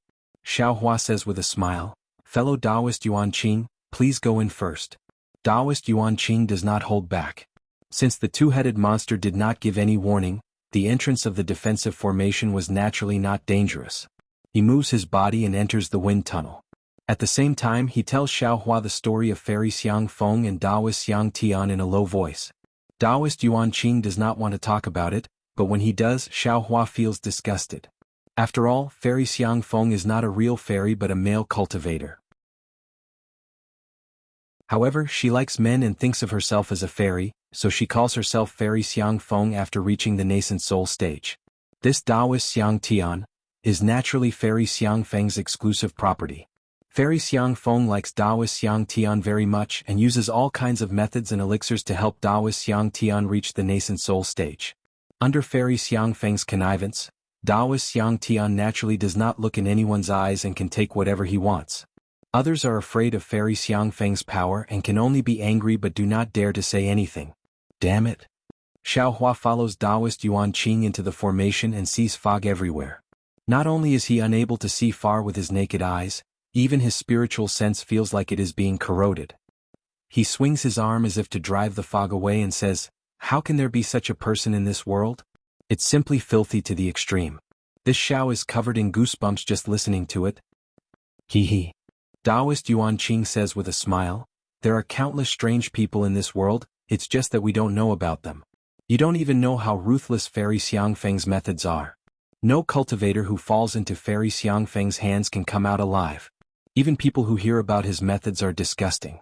No one wants to offend him and no one wants to fall into his hands." Why is that? Xiaohua, of course, knows that Taoist Yuanqing has not finished his words, so he asks hurriedly. Taoist Yuanqing says, "Actually, Fairy Xiang Feng is also a pitiful person. Although he is very intelligent since he was a child, his fate is full of misfortunes. Before he became a baby, he encountered many disasters. As for what kind of disaster he encountered, it's impossible to know now, because all the people related to him were killed by him after he became a baby. I'm afraid it's because of his previous experience that he has such a strange hobby. This. Xiaohua shakes his head slightly. This person's temperament, I'm afraid, is already twisted. Roar? Just as Xiaohua is speaking telepathically, he suddenly hears an angry roar. Taoist Yuan Qing's expression changes drastically when he hears it, and an embarrassed and angry voice bursts out from the bottom of his tongue. Which blind little bastard dares to bully my Si Hong? Saying this, Taoist Yuan Qing doesn't have time to greet Xiaohua, and his figure turns into a rainbow as he rushes in the direction of the monster Si Hong's angry roar. However, Reverend Yuan Qing was truly infuriated. His entire body was flashing with a dark green brilliance. Wherever the rainbow touched, the dense fog would be pushed away. Moreover, the dense fog within a radius of a few feet to the left was frozen into wisps of sparkling and translucent fog, which then fell to the ground. Xiaohua looks at Taoist Yuan Qing's back and then at the icy fog, and a look of understanding flashes in his eyes. Since Taoist Yuan Qing's target isn't the Imperial Preceptor's lot, then it must be the cold ghost Gaul. Roar roar. Taoist Yuan Qing's figure disappears, and a series of roars can be heard in the distance. Although these sounds are very similar, Xiaohua can clearly hear that they are the cries of the ocelot and Si Hong. At that moment, Little Silver, who is curled up in Xiaohua's palm, suddenly stands up. He looks extremely excited and points his little paw in front of him, urging Xiaohua to speed up. Xiaohua smiles slightly. His figure also sways, and he turns into a golden rainbow as he chases after Taoist Yuan Qing. The distance between them is no less than several li. Before Xiaohua can pass through the thick fog, roars can be heard one after another, and the thick fog surges even more. Xiaohua doesn't need to release his soul sense to know that a fierce battle is taking place up ahead. Sure enough, Xiaohua flew to a place where the fog was slightly thinner. Reverend Yuan Qing was holding a small halberd that was about a foot long. His body flashed with an intense light, and his eyes were slightly red. He was vigilantly looking in front of him. On the other side of Reverend Yuan Qing was Reverend Xiangtian. Reverend Xiangtian had a look of contempt on his face. He didn't bring out any magic treasures, and he didn't even look at Reverend Yuan Qing. His gaze was fixed on the space between the two of them. Si Hong, who had taken out the two-headed monster, was fighting the ocelot. The ocelot is clearly more agile than Si Hong, and is also much more powerful. In the short time that Xiaohua disappeared, the ocelot has already bitten several wounds on Si Hong's back. Thick blue blood seeped out from the wounds. While Si Hong was in pain, he seemed to have gone mad. His two snake-like heads roared and spat out aqua-blue venom towards the ocelot. Unfortunately, the ocelot dodged and spat out an earth-colored light from its mouth. Not only did it avoid the venom, but it also swept the venom back. Although the venom was powerful, even the surrounding fog would be corroded by the venom. However, it had no effect on the ocelot. When Xiaohua appears, Taoist Xiangtian immediately shifts his excited gaze away from the ocelot and coldly glances at Xiaohua. Although he doesn't say anything, the warning in his eyes is obvious. Ayo! At this time, Si Hong's left head roars loudly. Suddenly, it grows 3 times larger and opens its mouth to bite down on the ocelot. The ocelot also roars loudly, and then actually pounces towards Si Hong's mouth. Si Hong was stunned for a moment, but soon after, he opened his other mouth and let out a roar. He twisted his neck in a strange manner and attacked the ocelot's tail from the bottom. Chapter 3604. Hee hee. A strange smile appeared on Reverend Xiangtian's face. He shifted his gaze away from Xiaohua and looked at the ocelot with excitement. Although Xiaohua didn't know how powerful the ocelot was, he knew that Si Hong was about to suffer a great loss. Reverend Yuan Qing's face was so gloomy that it seemed like it would drip water at any moment. Sure enough, when the head above Si Hong's head was about to pounce down at lightning speed and the sharp fangs in its mouth were revealed, the ocelot suddenly arched its back and slightly moved to the side when it was only a few feet away from Si Hong's head. Then, the tail that had been curled up behind its back suddenly stretched out and hit Si Hong's head with a "pa" sound. Si Hong's entire body instantly moved a few feet away. Si Hong's head only moved a few feet away from the ocelot in the time it took for a spark to fly off a piece of flint. Only the dark green poisonous fog brushed past half of the ocelot's body. Ayo! Si Hong's lower head was hit by the ocelot's tail and seemed to be a little dizzy. Si Hong's upper head couldn't be stopped in its tracks, and with a loud bang sound, the upper head couldn't close in time and bit down on the lower head. Not only that, the ocelot, which had just dodged the attack, once again streaked across the air. As it shook its head, its body suddenly expanded, and it bit down on the neck of Si Hong's head. In an instant, dark green blood flowed out from the wound. Si Hong was in great pain. His entire body twisted in midair and his long tail smashed down on the ocelot with the force of a mountain. Ao. The ocelot's throat roared and its tail flashed with brilliance as it rapidly expanded. It used all its strength to bite Si Hong's neck and used its tail to attack Si Hong. How dare you, evil creature! Reverend Yuan Qing activated the small halberd in his hand. The small halberd immediately emitted a brilliant light and a python-like shadow emerged from the runes on the halberd. It seemed like it would turn into a dragon and attack as soon as it left his hand. In the distance, Reverend Xiangqian's face turned dark red and his eyes flashed with passion. He looked up at Reverend Yuan Qing and said coldly, "Animals fight among themselves. If someone disturbs us, don't blame this old man for not treating you as a human." Reverend Yuan Qing bit his lip as if he was enduring and waiting for help, but he didn't look at Xiaohua. At this moment, Little Silver's tail in Xiaohua's hand was released from Xiaohua's thumb. That little claw slightly scratched Xiaohua's palm as if it wanted to move. Xiaohua's heart thumped and he flicked Little Silver's but with his middle finger. Little Silver actually immediately understood Xiaohua's meaning. Wind stirred up under his feet as he flew in the direction of the ocelot and Si Hong. Compared with the ocelot's and Si Hong's imposing and Xiaohua's body, it was pitifully small and pitifully weak. Reverend Yuan Qing's when he saw Little Yuan Qing's. Little to Xiangtian, Reverend Yuan Qing. Seeing Xiaohua make a move, Reverend Yuan Qing was reassured. He didn't think that Little Silver could do anything, but he was sure that Xiaohua wouldn't just stand by and watch. Knowing this, Reverend Yuan Qing suddenly attacked with the small halberd in his hand. With a cold aura and a dazzling splendor, the small halberd streaked through the air. The tip of the halberd lengthened as it pierced the space between the ocelot's eyebrows. "How dare you!" Reverend Xiangtian had been on guard for a long time. He roared angrily and his whole body trembled as if he was extremely excited. He opened his mouth and a flying sword turned into 10,000 winter plum blossoms and shot into the air. Seeing that the battle between the two nascent soul cultivators was about to break out, Xiaohua put his hand on his waist as if to take out some magic treasure from his Chengkuan bag. But at that moment Little Silver, who had already flown to the edge of the battle between the ocelot and Si Hong, abruptly turned into a thin silver light and charged straight for the ocelot's back. He was faster than lightning and furthermore, he didn't make the slightest sound. Xiaohua was stunned, Reverend Yuan Qing was stunned, and Reverend Xiangtian was also stunned. The magic treasures of the two nascent soul cultivators froze in midair. The ocelot was now locked in a stalemate with Si Hong and couldn't pay too much attention to it. However, the ocelot had also sensed Little Silver's attack, and its body immediately emitted a layer of earthy yellow light. This light was surrounded by wisps of demon fog, and its brocade fur stood straight up, each strand flashed with light. Swish!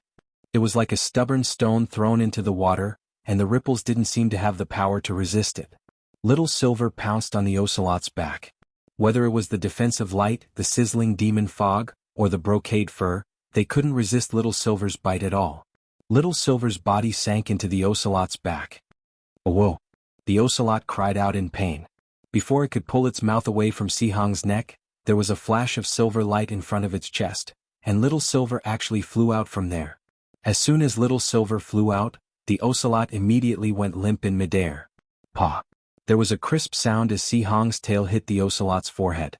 Its head was smashed to smithereens and its entire body fell from midair. The whole process took only a few breaths. Not only was Reverend Yuan Qing in disbelief, even Xiaohua himself felt that it was a little inconceivable. "Whoa!"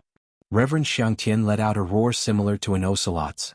The cold plum blossom flying sword shone brightly, and the pressure of a middle nascent soul cultivator soared into the sky from the top of Reverend Xiangtian's head. Reverend Xiangtian was furious. At that moment Xiaohua's unhurried and cold voice rang out. "Animals fight among themselves. If someone disturbs us, don't blame this old man for not treating them as human beings." Seeing Reverend Xiangtian's anger, Reverend Yuan Qing's heart turned cold. The small halberd magic treasure was about to rush into the air, but when he heard Xiaohua say the exact same thing as Reverend Xiangtian, he couldn't help but laugh. "You brat!" Reverend Xiangtian was even more furious and he pounced on Xiaohua in fury. Reverend Xiangtian had actually abandoned Reverend Yuan Qing and wanted to kill Xiaohua. As soon as Reverend Xiangtian's pressure was released, it immediately stirred up the clouds, and the thick fog within a radius of several hundred feet was swept away. Xiao Hua sneered, and with a flip of his hand he was about to hit his own head. At this moment a sudden change occurred. Rumble? The space within a radius of more than 10 miles was filled with thunderbolts, and a thick righteous qi was generated from all directions, falling towards Taoist Xiangtian. An aura akin to the might of the heavens was born from this wave of awe-inspiring qi. Not only did it envelop Reverend Xiangtian, but it also enveloped Xiao Hua and Reverend Yuanqing, as well as several tens of kilometers around them. Reverend Xiangtian's pressure had triggered the restrictions of the defensive formation. But that wasn't the end of it. The thick fog within several tens of kilometers was dispersed by the awe-inspiring qi, revealing the true appearance of the defensive formation. Below Xiao Hua and the others, icy ponds appeared one after another. Icy rivers that were as thin as palm prints also appeared. The dense fog actually came from the icy ponds and icy rivers. At this moment, there were still wisps of fog rushing into the air. Following the appearance of the defensive formation was a group of cultivators scattered around the glacial ponds and glacial ponds. There were at least a dozen of these cultivators, and aside from the nascent soul cultivator furthest away from Xiao Hua and the others, the rest were all gold core cultivators. These cultivators' qi was affected by the awe-inspiring qi, and they had no choice but to release their pressure and magic treasures to resist with all their might. Some of the weaker ones were even knocked to the ground by the awe-inspiring qi. The thick fog dispersed and Xiao Hua and the others recovered their divine sense. With a sweep of their divine sense, the group of cultivators unconsciously focused their attention on a cliff at the edge of the space. They saw a ball of two-colored light flickering there, and even the divine sense of a nascent soul cultivator couldn't see it clearly. The aura of the strange treasure was coming from this ball of light. Xiao Hua and the others were some distance away from the strange treasure, but the other nascent soul cultivator wasn't too far away. Just as they discovered the strange treasure, the nascent soul cultivator's body turned into a rainbow, and he charged towards the strange treasure as fast as lightning, shattering the awe-inspiring qi along the way. Damn it! The culprit who triggered the defensive formation, Taoist Soaring Heaven, was furious and cursed. The flying sword in the air was too late to attack Xiao Hua, so it hurriedly turned around and flew towards the nascent soul cultivator like a blooming plum blossom. From the looks of it, it seemed like it wanted to snatch the strange treasure from the nascent soul cultivator. Damn it, this bastard, isn't he just courting death? Xiao Hua's palms stopped in midair, and he couldn't help but ridicule Taoist Soaring Heaven, who was almost 20% faster than the nascent soul cultivator. Taoist Yuanqing didn't dare to put away the small halberd. He pointed his finger, and the small halberd flew back to the top of his head to protect him. Then he waved his sleeve and put away the heavily injured two-headed monster Si Hong. He coldly said, "Although we are mid-nascent soul cultivators in this bastard's eyes, we are no different from early nascent soul cultivators. Not to mention the three of us, even if two more came, he would still be the same. Today, if we don't join forces to kill him, we won't be able to leave Yaotai Mountain. Even if we can avoid Taoist Soaring Heaven, we won't be able to escape Fairy Soaring Foam." Xiao Hua faintly smiled and opened his hand. The happy little silver flew back into his palm. Its claws were still digging into its mouth, as if it had eaten its fill and was cleaning its mouth. Looking at little Silver's body, there wasn't the slightest bit of blood or filth. "What do you think, fellow Taoist Xiao?" Seeing the mysterious smile on Xiao Hua's face, Taoist Yuanqing couldn't figure out what Xiao Hua was thinking. He had no choice but to get straight to the point. Taoist Soaring Heaven's ocelot was indeed killed by Si Hong, but in the end, it was still killed by fellow Taoist's pet. "Oh Taoist, I don't want to tie Taoist together with me. I am very happy that Taoist was able to take action at the critical moment. Since that's the case, let's kill him." Xiao Hua's expression didn't change and he didn't explain anything. Taoist Yuanqing didn't know whether to laugh or cry. He cupped his hands and said, "Oh Taoist Xiao, if it were that easy, would I have needed to say so much in front of you? If Taoist I really want it, then let's hurry over. The strange treasure. I don't want it anymore. I'll give it to that fellow Taoist in front of me. Of course, if Taoist wants it, then the three of us can join forces to kill him."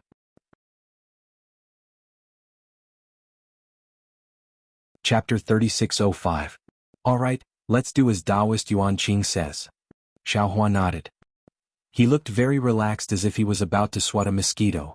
Taoist Yuanqing wasn't as calm as Xiao Hua. He had heard of Fairy Xiangfeng's fame and felt that Xiao Hua was underestimating Taoist Xiangtian. He wanted to say a few more words, but when he saw that Daoist Xiang Tian and that nameless nascent soul cultivator were about to approach, he didn't dare to delay. He hurriedly moved his halberd and chased after Daoist Xiang Tian. When Daoist Yuan Qing chased after him, there was a strange look in his eyes. However, Daoist Yuan Qing's figure had only moved a few hundred meters when suddenly, the sound of a pipa appeared in the air. This pipa sound was very strange. It was low and deep like raindrops falling directly into people's hearts. Soon after, the raindrops became as big as a bucket and continued to crackle. After a few breaths of time, the pipa sound suddenly became louder. It was like an eagle striking the sky, producing the sound of a golden spear. Not good. The defensive formation has been activated. Not only Xiao Hua, but all the cultivators within a few dozen kilometers were awakened by the sound of the battle. Xiao Hua was especially shocked. The true qi in his chest was stirred up by the unspeakable pipa sound. In a trance, he seemed to see iron horses roaring from the ice river. The iron horses' hooves instantly crushed the space. Golden spear iron horse. Xiao Hua calmed down and immediately stabilized his true qi. He couldn't help but think of Lung Chinga's golden spear iron horse formation. Sure enough, as the sound of the pipa reverberated through the entire space, a vast amount of awe-inspiring qi rushed into the cold pond and the ice river. Countless battle intense and cold air rushed out from the ice river. Waves of inscriptions stirred in the ice river and the cold pond. Then pairs of war horses rushed out from the ice river and the cold pond. See. Xiao Hua, who had seen the 5 brocade cloud painting before, couldn't help but suck in a breath of cold air when his divine sense swept across these war horses. These war horses that were formed from ice were all soldiers and generals wearing ice armor. These soldiers and generals were surrounded by an incomparably noble and cold aura. Furthermore, the weapons in their hands seemed to be both tangible and intangible at the same time. The aura of these war horses was several times stronger than Lung Chinga's golden spear iron horse formation. Moreover, there was an endless stream of cavalry emerging from the ice river. There seemed to be no end to it. Oh no! Xiao Hua's heart skipped a beat. He couldn't help but worry for those golden core cultivators. 1 or 2 battle riders might not be able to catch the eye of a gold core cultivator, but 100 or 1,000 of them could definitely take the life of a gold core cultivator, not to mention that many of these gold core cultivators were still resisting the heavenly might of the defensive formation. Xiao Hua's worries were not superfluous. Not far from where Xiao Hua's divine sense swept past, a Jindan cultivator who was doing his utmost to resist the heavenly might of the imperial formation saw several armored horses galloping on the ice river approaching. Immediately, his entire body flashed with a splendor, and a magic weapon that looked like a silver moon spat out from his mouth. The silver moon was like a blade, and when the splendor flew past, those armored horses were instantly shattered into pieces. The charging horses turned into ice and fell to the ground. However, without waiting for this gold core cultivator to catch his breath, another dozen or so ice spears emerged from the cold pond. Before he could even see the armored horses behind the ice spears, those ice spears shot towards the gold core cultivator like meteors. The gold core cultivator's figure slightly swayed, as if his pressure was shaken by the heavenly might of the formation. Soon after, his head also shook, and it seemed as if countless armored horses had appeared before his eyes. When the ice spears approached him, that cultivator let out a loud roar. The silver moon magic weapon flashed again, and the dozen or so ice spears were easily destroyed. Even when the magic weapon rushed into the ice river, it brought with it 10,000 drops of frost, and the armored horses that were unable to charge out were also destroyed in one strike. The gold core cultivator caught his breath, and thick clouds immediately appeared beneath his feet. The clouds carried the cultivator's body and flew straight into the air. However, after flying for several meters, whoosh! Several ice spears shot out from the thick clouds beneath his feet. They very strangely stabbed towards the gold core cultivator's lower body. The gold core cultivator turned pale with fright. Only now did he understand that these weapons and armored horses could be produced from any kind of fog. Even his magic cloud technique was not spared. Fortunately, this gold core cultivator was alert enough. He had already realized that something was wrong. He hurriedly turned his body into the wind, and used the Dao Sec's flying technique to hastily dodge. Pu-pu-pu. Several muffled sounds rang out. Several spears were shattered, and the gold core cultivator was also pierced by 2 of the ice spears. However, the gold core cultivator's body shone with golden light. The ice spears only managed to pierce his defensive magic weapon, and they were broken again.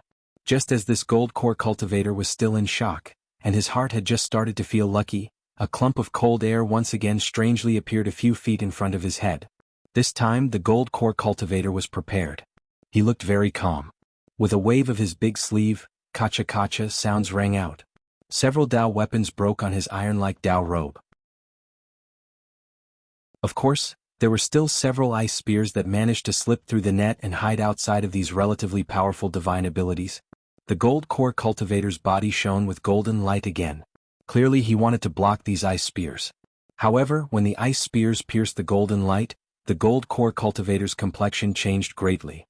Without waiting for him to stir up his true essence again, or activate his silver moon magic weapon, one of the ice spears pierced his chest. The gold core cultivator let out a blood-curdling scream. His corporeal body floated down like a withered leaf. The ice spear that sneak attacked him just now, like the other spears and halberds, sank into the cold air and disappeared without a trace. In just a short moment, the gold core cultivator controlling the formation was suppressed, his soul suppressed, his spirit attacked, and his life was taken away. The hundreds of years of hard work he had put into cultivating turned into flowing water. A strand of wandering soul calmly disappeared.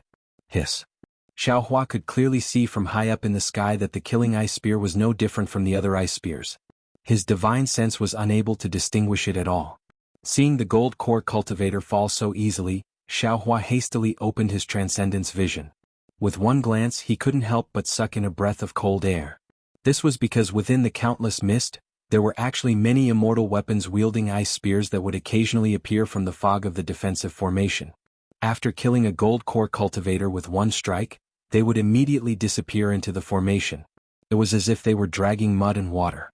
It was truly incomparably mysterious. Within this defensive formation, more than half of the gold core cultivators had already fallen in a short moment. The other gold core cultivators saw that the situation was far from good and hurriedly protected themselves with all their might. At the same time, they also used Dao sect flying techniques to get closer to Taoist Master Xiangtian and the other nascent soul cultivators, hoping to use this opportunity to escape. As for Taoist Master Xiangtian, how could he care about these gold core cultivators? Taoist Master Xiangtian's magic power surged all over his body and sword light shot out, sweeping everything in its path. All the ice spears and iron horses were cut down and unparalleled momentum rushed towards the treasure. At this moment, the nascent soul cultivators in the distance also felt Taoist Master Xiangtian's killing intent. They sped up, wanting to snatch the jade box before Taoist Master Xiangtian could. Of course, they didn't care about the sneak attacks of the immortal weapons around them. Damn it. Xiaohua was inwardly annoyed by the ruthless methods of this Confucian cultivator. He cursed and urged his body to catch up to Taoist Master Yuanqing. Xiaohua's speed was naturally far superior to Taoist Master Yuanqing's. Although he didn't use the lightning escape technique, he had already surpassed Taoist Master Yuanqing in the blink of an eye. Taoist Master Yuanqing was stunned, but a smile appeared on his face. The stronger Xiaohua was, the better it would be for him. The two of them would have more chances to kill Taoist Master Xiangtian if they joined hands. However, Taoist Master Yuanqing was puzzled because after Xiaohua passed him, he didn't directly attack Taoist Master Xiangtian. He also didn't try to snatch the treasure. Instead, he flew down between him and Taoist Master Xiangtian. Xiaohua waved his hands and shot out a series of incantations. The space within 1,000 feet of Taoist Master Yuanqing began to tremble rapidly. Strands of cold air were shattered and the pillars of Taoist Master Yuanqing's qi were also destroyed. A golden light flashed and half of the golden scissors rushed into the air. Ah! Miserable screams sounded and several broken limbs wearing immortal armor fell into the fog in the distance. Too fierce. Taoist Master Yuanqing was flabbergasted. As the saying goes, when an expert shows his hand, you can tell whether he is an expert or not. Although this saying was very vulgar, it was very appropriate to use it on Xiaohua. Taoist Master Yuanqing had overestimated Xiaohua, but that overestimation was far from Xiaohua's fierceness. Taoist Master Yuanqing was well aware of the limitations the defensive formation had on Dao sect cultivators. He could easily cast the confinement of 1,000 feet outside the Yaotai mountain, but inside the defensive formation, it was already a miracle that he was able to confine a few thousand feet. Otherwise he wouldn't have desperately chased after Taoist Master Xiangtian, and Taoist Master Xiangtian and that nameless nascent soul cultivator wouldn't have had to desperately rush to the cliff where the treasure was. Normally, a nascent soul cultivator would be able to snatch the treasure within a dozen or so miles. Even if they used a flying technique, they would be able to snatch it in the blink of an eye. Taoist Master Yuan Qing was pleasantly surprised and his expression changed once again. The magic power in Xiaohua's body surged and the safe area that Xiaohua's magic power restricted was constantly expanding. The golden core cultivator next to the immortal soldier who had just been killed was already at the edge of the safe area. It wasn't until now that Taoist Master Yuan Qing realized what Xiaohua was thinking. He really didn't understand. After all, that golden core cultivator wasn't Wu Tian or Chang Yu. Of course, Xiaohua's actions only made Taoist Master Yuan Qing respect him and trust him even more. He only urged his magic power to chase after Taoist Master Xiangtian, who was already close to the treasure. He didn't believe that Xiaohua, who could save an ordinary golden core cultivator, wouldn't forget about him, a nascent soul cultivator that he had befriended. Rumble? At that moment, Reverend Xiangtian and the nameless nascent soul cultivator's magic treasure collided. Countless waves of qi surged out, and the fog that had been dispersed by the pillars of qi began to wreak havoc once again. Although the defensive formation borrowed the power of the heavens and was extremely powerful, the collision between two mid-nascent soul stage cultivators still caused the formation to shake a few times. The dozens of pillars of qi were once again shattered. Not good. Perhaps the bystanders were surprised by the fierceness of the battle between the two nascent soul cultivators, but Xiaohua inwardly cursed, because as the defensive formation trembled, even more cold air and armored horses were born from the void. The few Jindan cultivators who were lucky enough to survive had just seen the dawn of life, but in a short moment, they were submerged by these armored horses. The battle between two nascent soul cultivators had indirectly taken the lives of several golden core cultivators. Chapter 3606. Seeing this, Xiaohua sighed in his heart. During the trip to Yaotai Mountain, Li Xiang had made it clear that they had to hide their strength and keep a low profile. Although Li Xiang might not have seen the immortal weapons hidden in the fog, he also knew that the Confucian cultivators would not easily let the Taoist cultivators go. Xiaohua rashly wanted to save these Jindan cultivators and display his superhuman skills, but at this time he really did not have the strength to do so. Several Jindan cultivators were scattered around the Great Formation. He had only used the soaring dragon shears to kill a dozen immortal weapons. Just as he was about to use his Yuanying hand to cover the nearest Jindan cultivator, there was a sound of surging waves. Countless ice currents flashing with an extremely cold aura appeared all around the Great Formation. One by one ice cavalrymen, several zhang tall, strangely protruded from the ice currents. Streams of vast qi once again rumbled and poured into these ice cavalrymen. Streaks of azure light seeped out from these ice cavalrymen. The azure dragon saber that they wielded was more powerful than any magic tool. Cracks appeared in the void as it flashed out. Even the magic treasures of Jindan cultivators could not achieve such an effect. The Confucian cultivators had gradually released their means. When these ice cavalrymen appeared, the Jindan cultivators were all greatly shocked. Their faces were ashen, and their hearts were filled with despair. Previously, the iron glacier armor had already beaten them to a pulp. Now, the ice cavalrymen were several times more powerful than the iron glacier armor.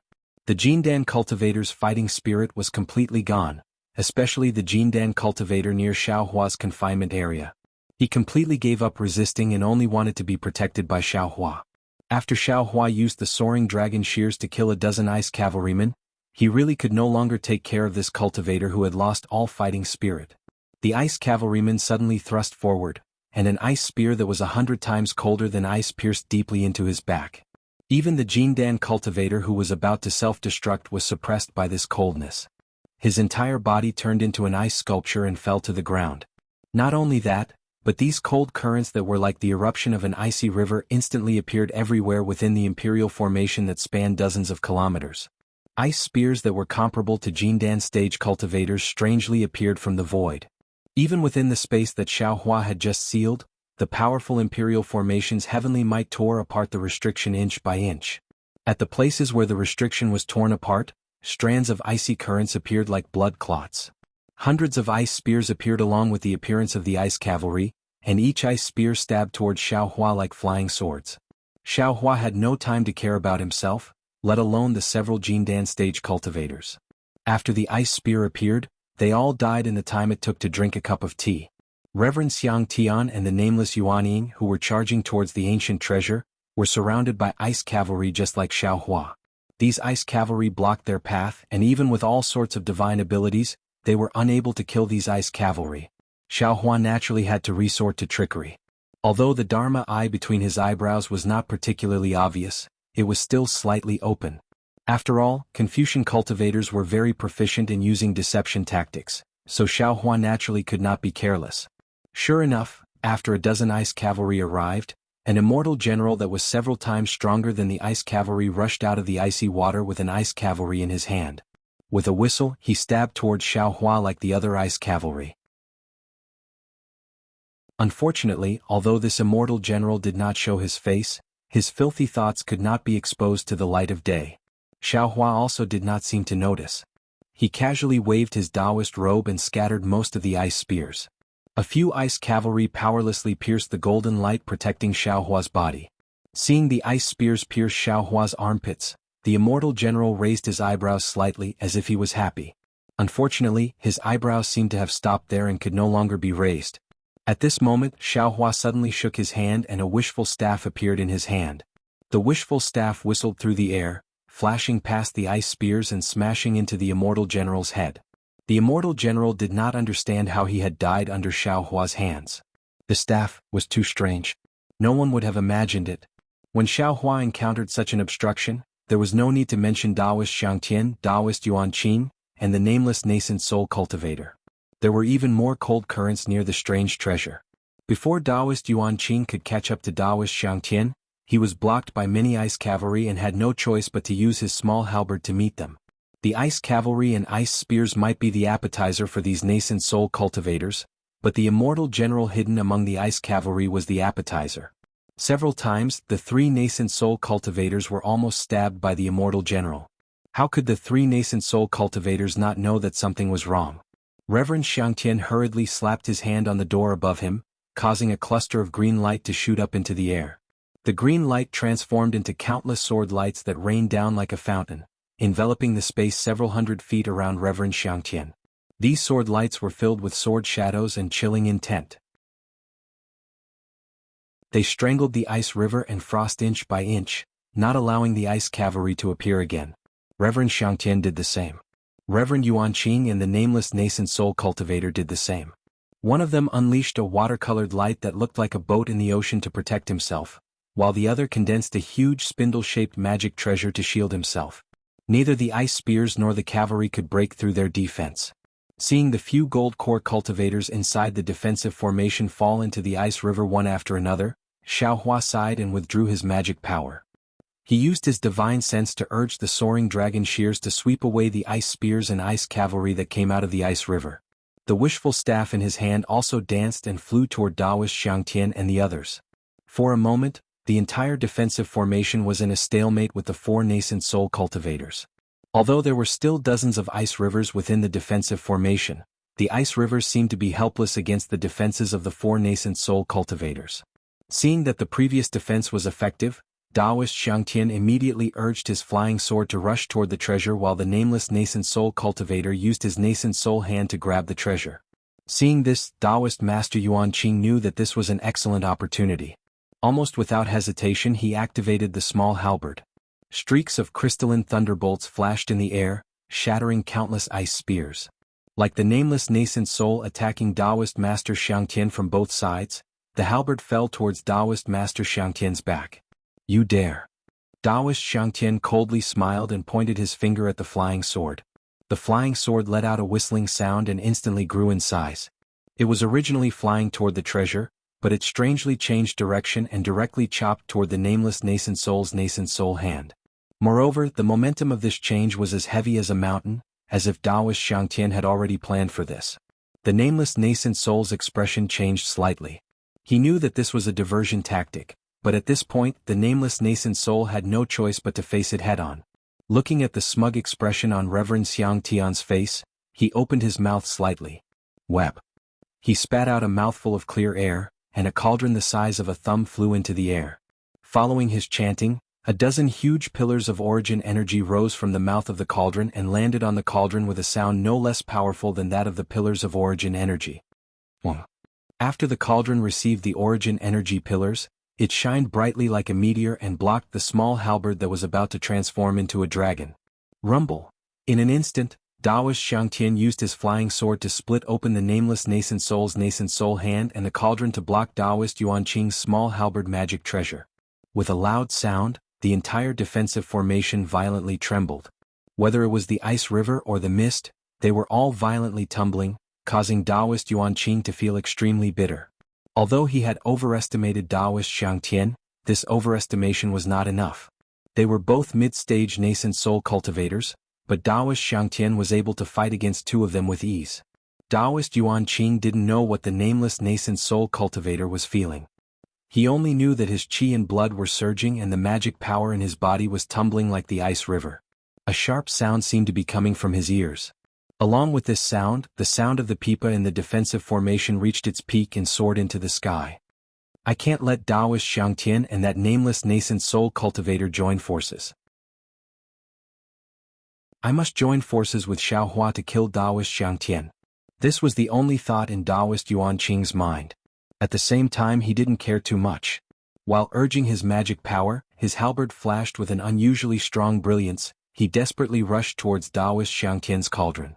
At the same time he transmitted his voice to Xiaohua, preparing to join forces with them to attack. However, the mist and ice river in the defensive formation were tumbling madly. The sound was loud and chaotic, and the noble qi was like a giant python that was slithering chaotically. Taoist Yuanqing was unable to transmit his voice. Oh no! Taoist Yuanqing's heart suddenly shuddered and he had an ominous feeling. As soon as this feeling appeared, the entire defensive formation suddenly fell silent. All the sounds of the pipa, the river of ice, and the roaring of the vast pillar of qi strangely disappeared, like the waning of the night. In this moment of extreme silence, Taoist Xiangtian's cold plum blossom flying sword rushed out of the ice river and once again turned into a big plum blossom hand to grab the strange treasure on the cliff. Damn it! The big hand only rose a few feet, but Xiaohua's angry voice was heard. The entire defensive formation was filled with the sound of thunder. Xiaohua turned into a bolt of lightning and streaked across the sky, pouncing towards Taoist Xiangtian's big plum blossom hand to stop him. Whoa! In the midst of the thunder, a wisp of flute sound came from an unknown place. Although it was clear, it was extremely penetrating, and Xiaohua's thunder was unable to cover it. Along with this flute sound, the entire defensive formation was suddenly filled with a burst of weak wind from all over. When Taoist Xiangtian saw Xiaohua using the thunder escape technique, he was shocked. He pointed his finger at the cauldron and dodged Taoist Yuanqing's halberd, which suddenly grew several times larger and fell towards Xiaohua's head. Although Xiaohua's thunder escape technique was extremely fast, the cauldron produced a huge suction force and he had to pass through it. Xiaohua sneered and waved the wishful staff in his hand. In the eyes of Taoist Xiangtian, the wishful staff inconceivably grew longer and bigger and hit the cauldron. The cauldron was no longer under Taoist Xiangtian's control and began to tumble in the air.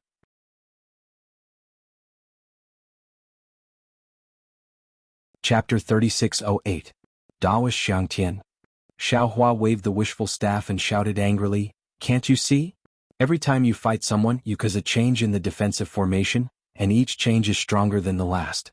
You've already caused more than 10 golden core cultivators to die in the defensive formation. Do you want to drag us down with you?" Xiaohua's voice was extremely loud. It sounded like a thunderclap inside the defensive formation. When Reverend Yuanqing heard it, he couldn't help but feel shaken. He was immediately stunned. How could this Xiaohua possibly speak inside the defensive formation? Taoist Yuanqing hastily said, but as he thought, even though his voice contained magic power, it still couldn't reach far. It was at this moment that the flute sound in the defense formation suddenly became sharp. The weak wind that was generated earlier suddenly intensified. The weak wind was more powerful than any magic weapon. When it blew on immortal Yuanqing's body, the golden light that protected his body was extinguished in a visible manner. Not only that, but the light on Ming Hao's halberd was also flickering rapidly. A feeling of friction between the halberd and the sand was transmitted from Ming Hao's halberd. Even the magic treasure couldn't withstand the weak wind of the defensive array. Not good. Taoist Yuanqing's expression changed and he opened his mouth. A blue bead rushed into the air, and a watery brilliance fell, completely covering Taoist Yuanqing. In the weak wind, a string of small bubbles appeared on the surface of the light. The bubbles popped and popped like boiling water.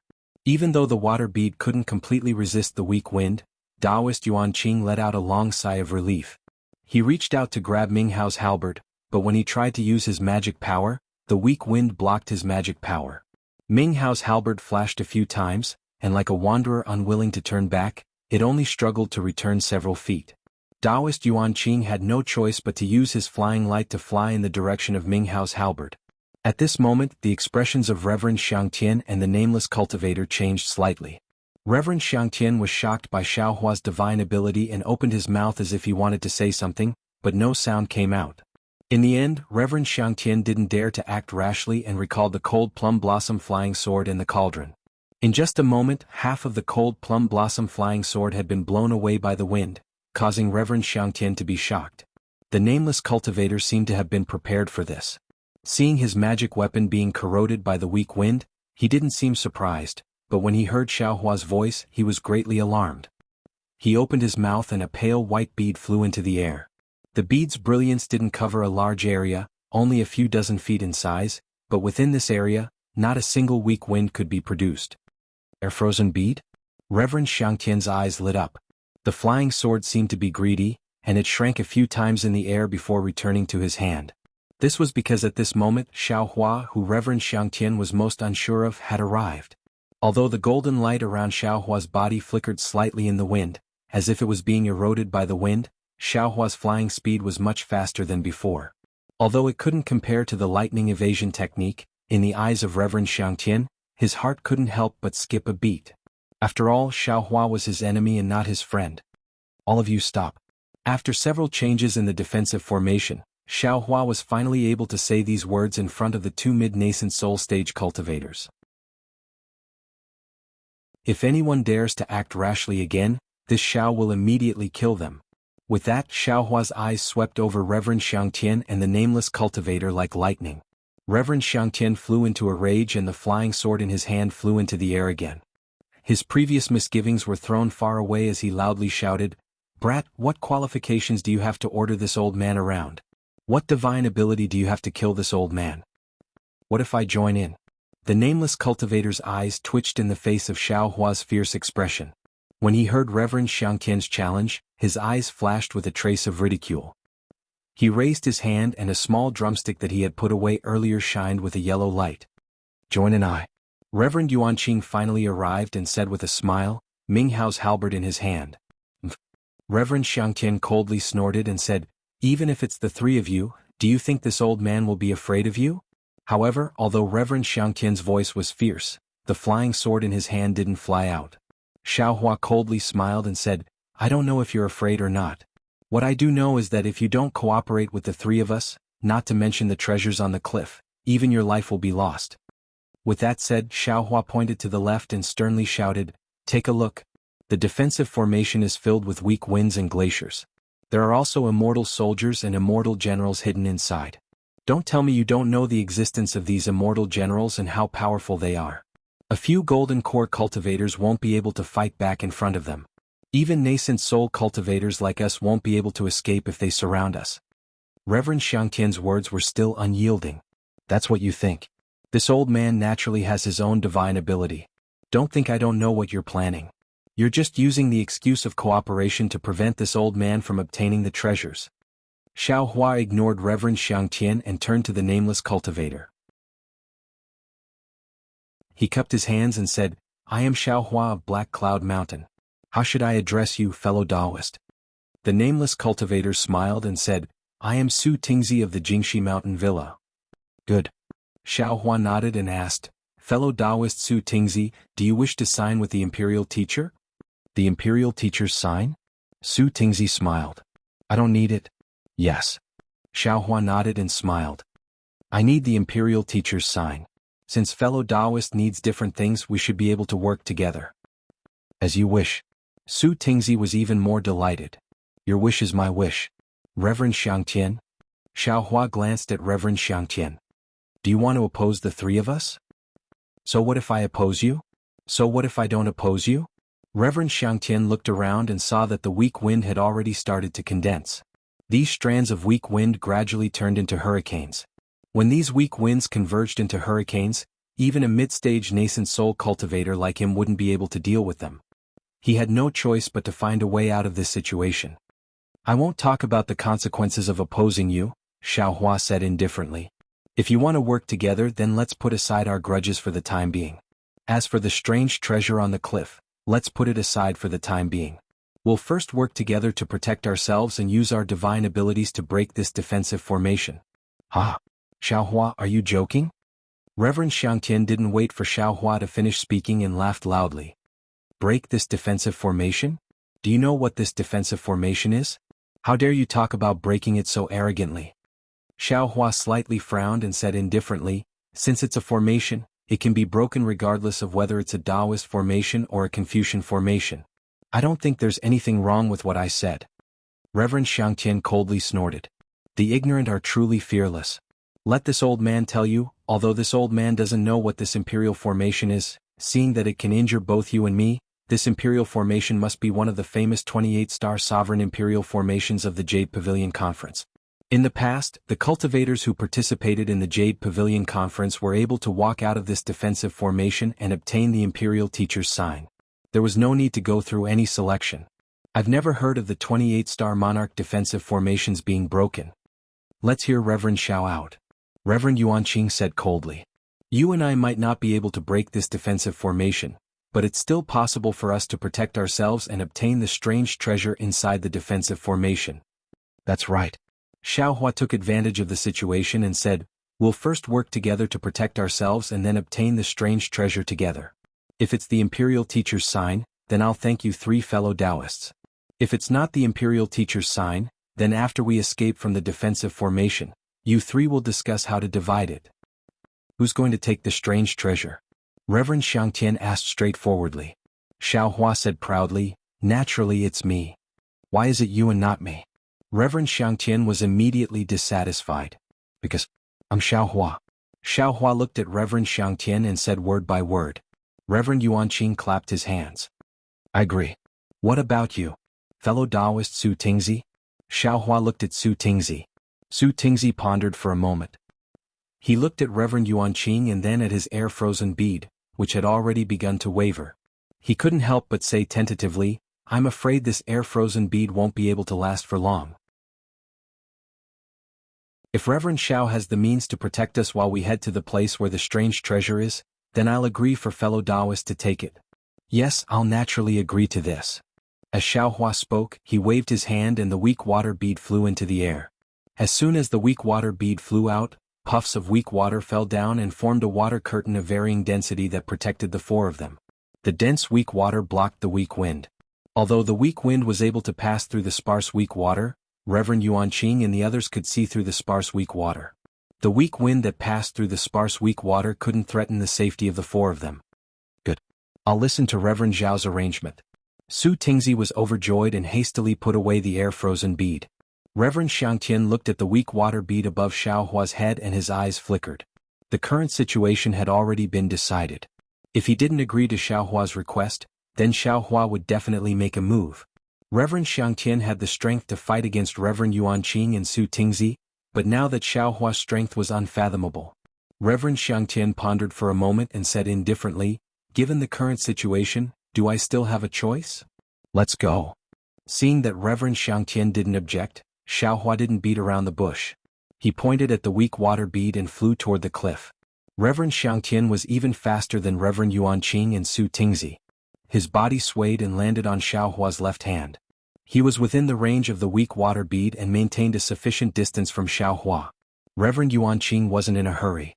He raised his hand slightly and signaled Su Tingzi to fly in front while he followed Xiaohua behind.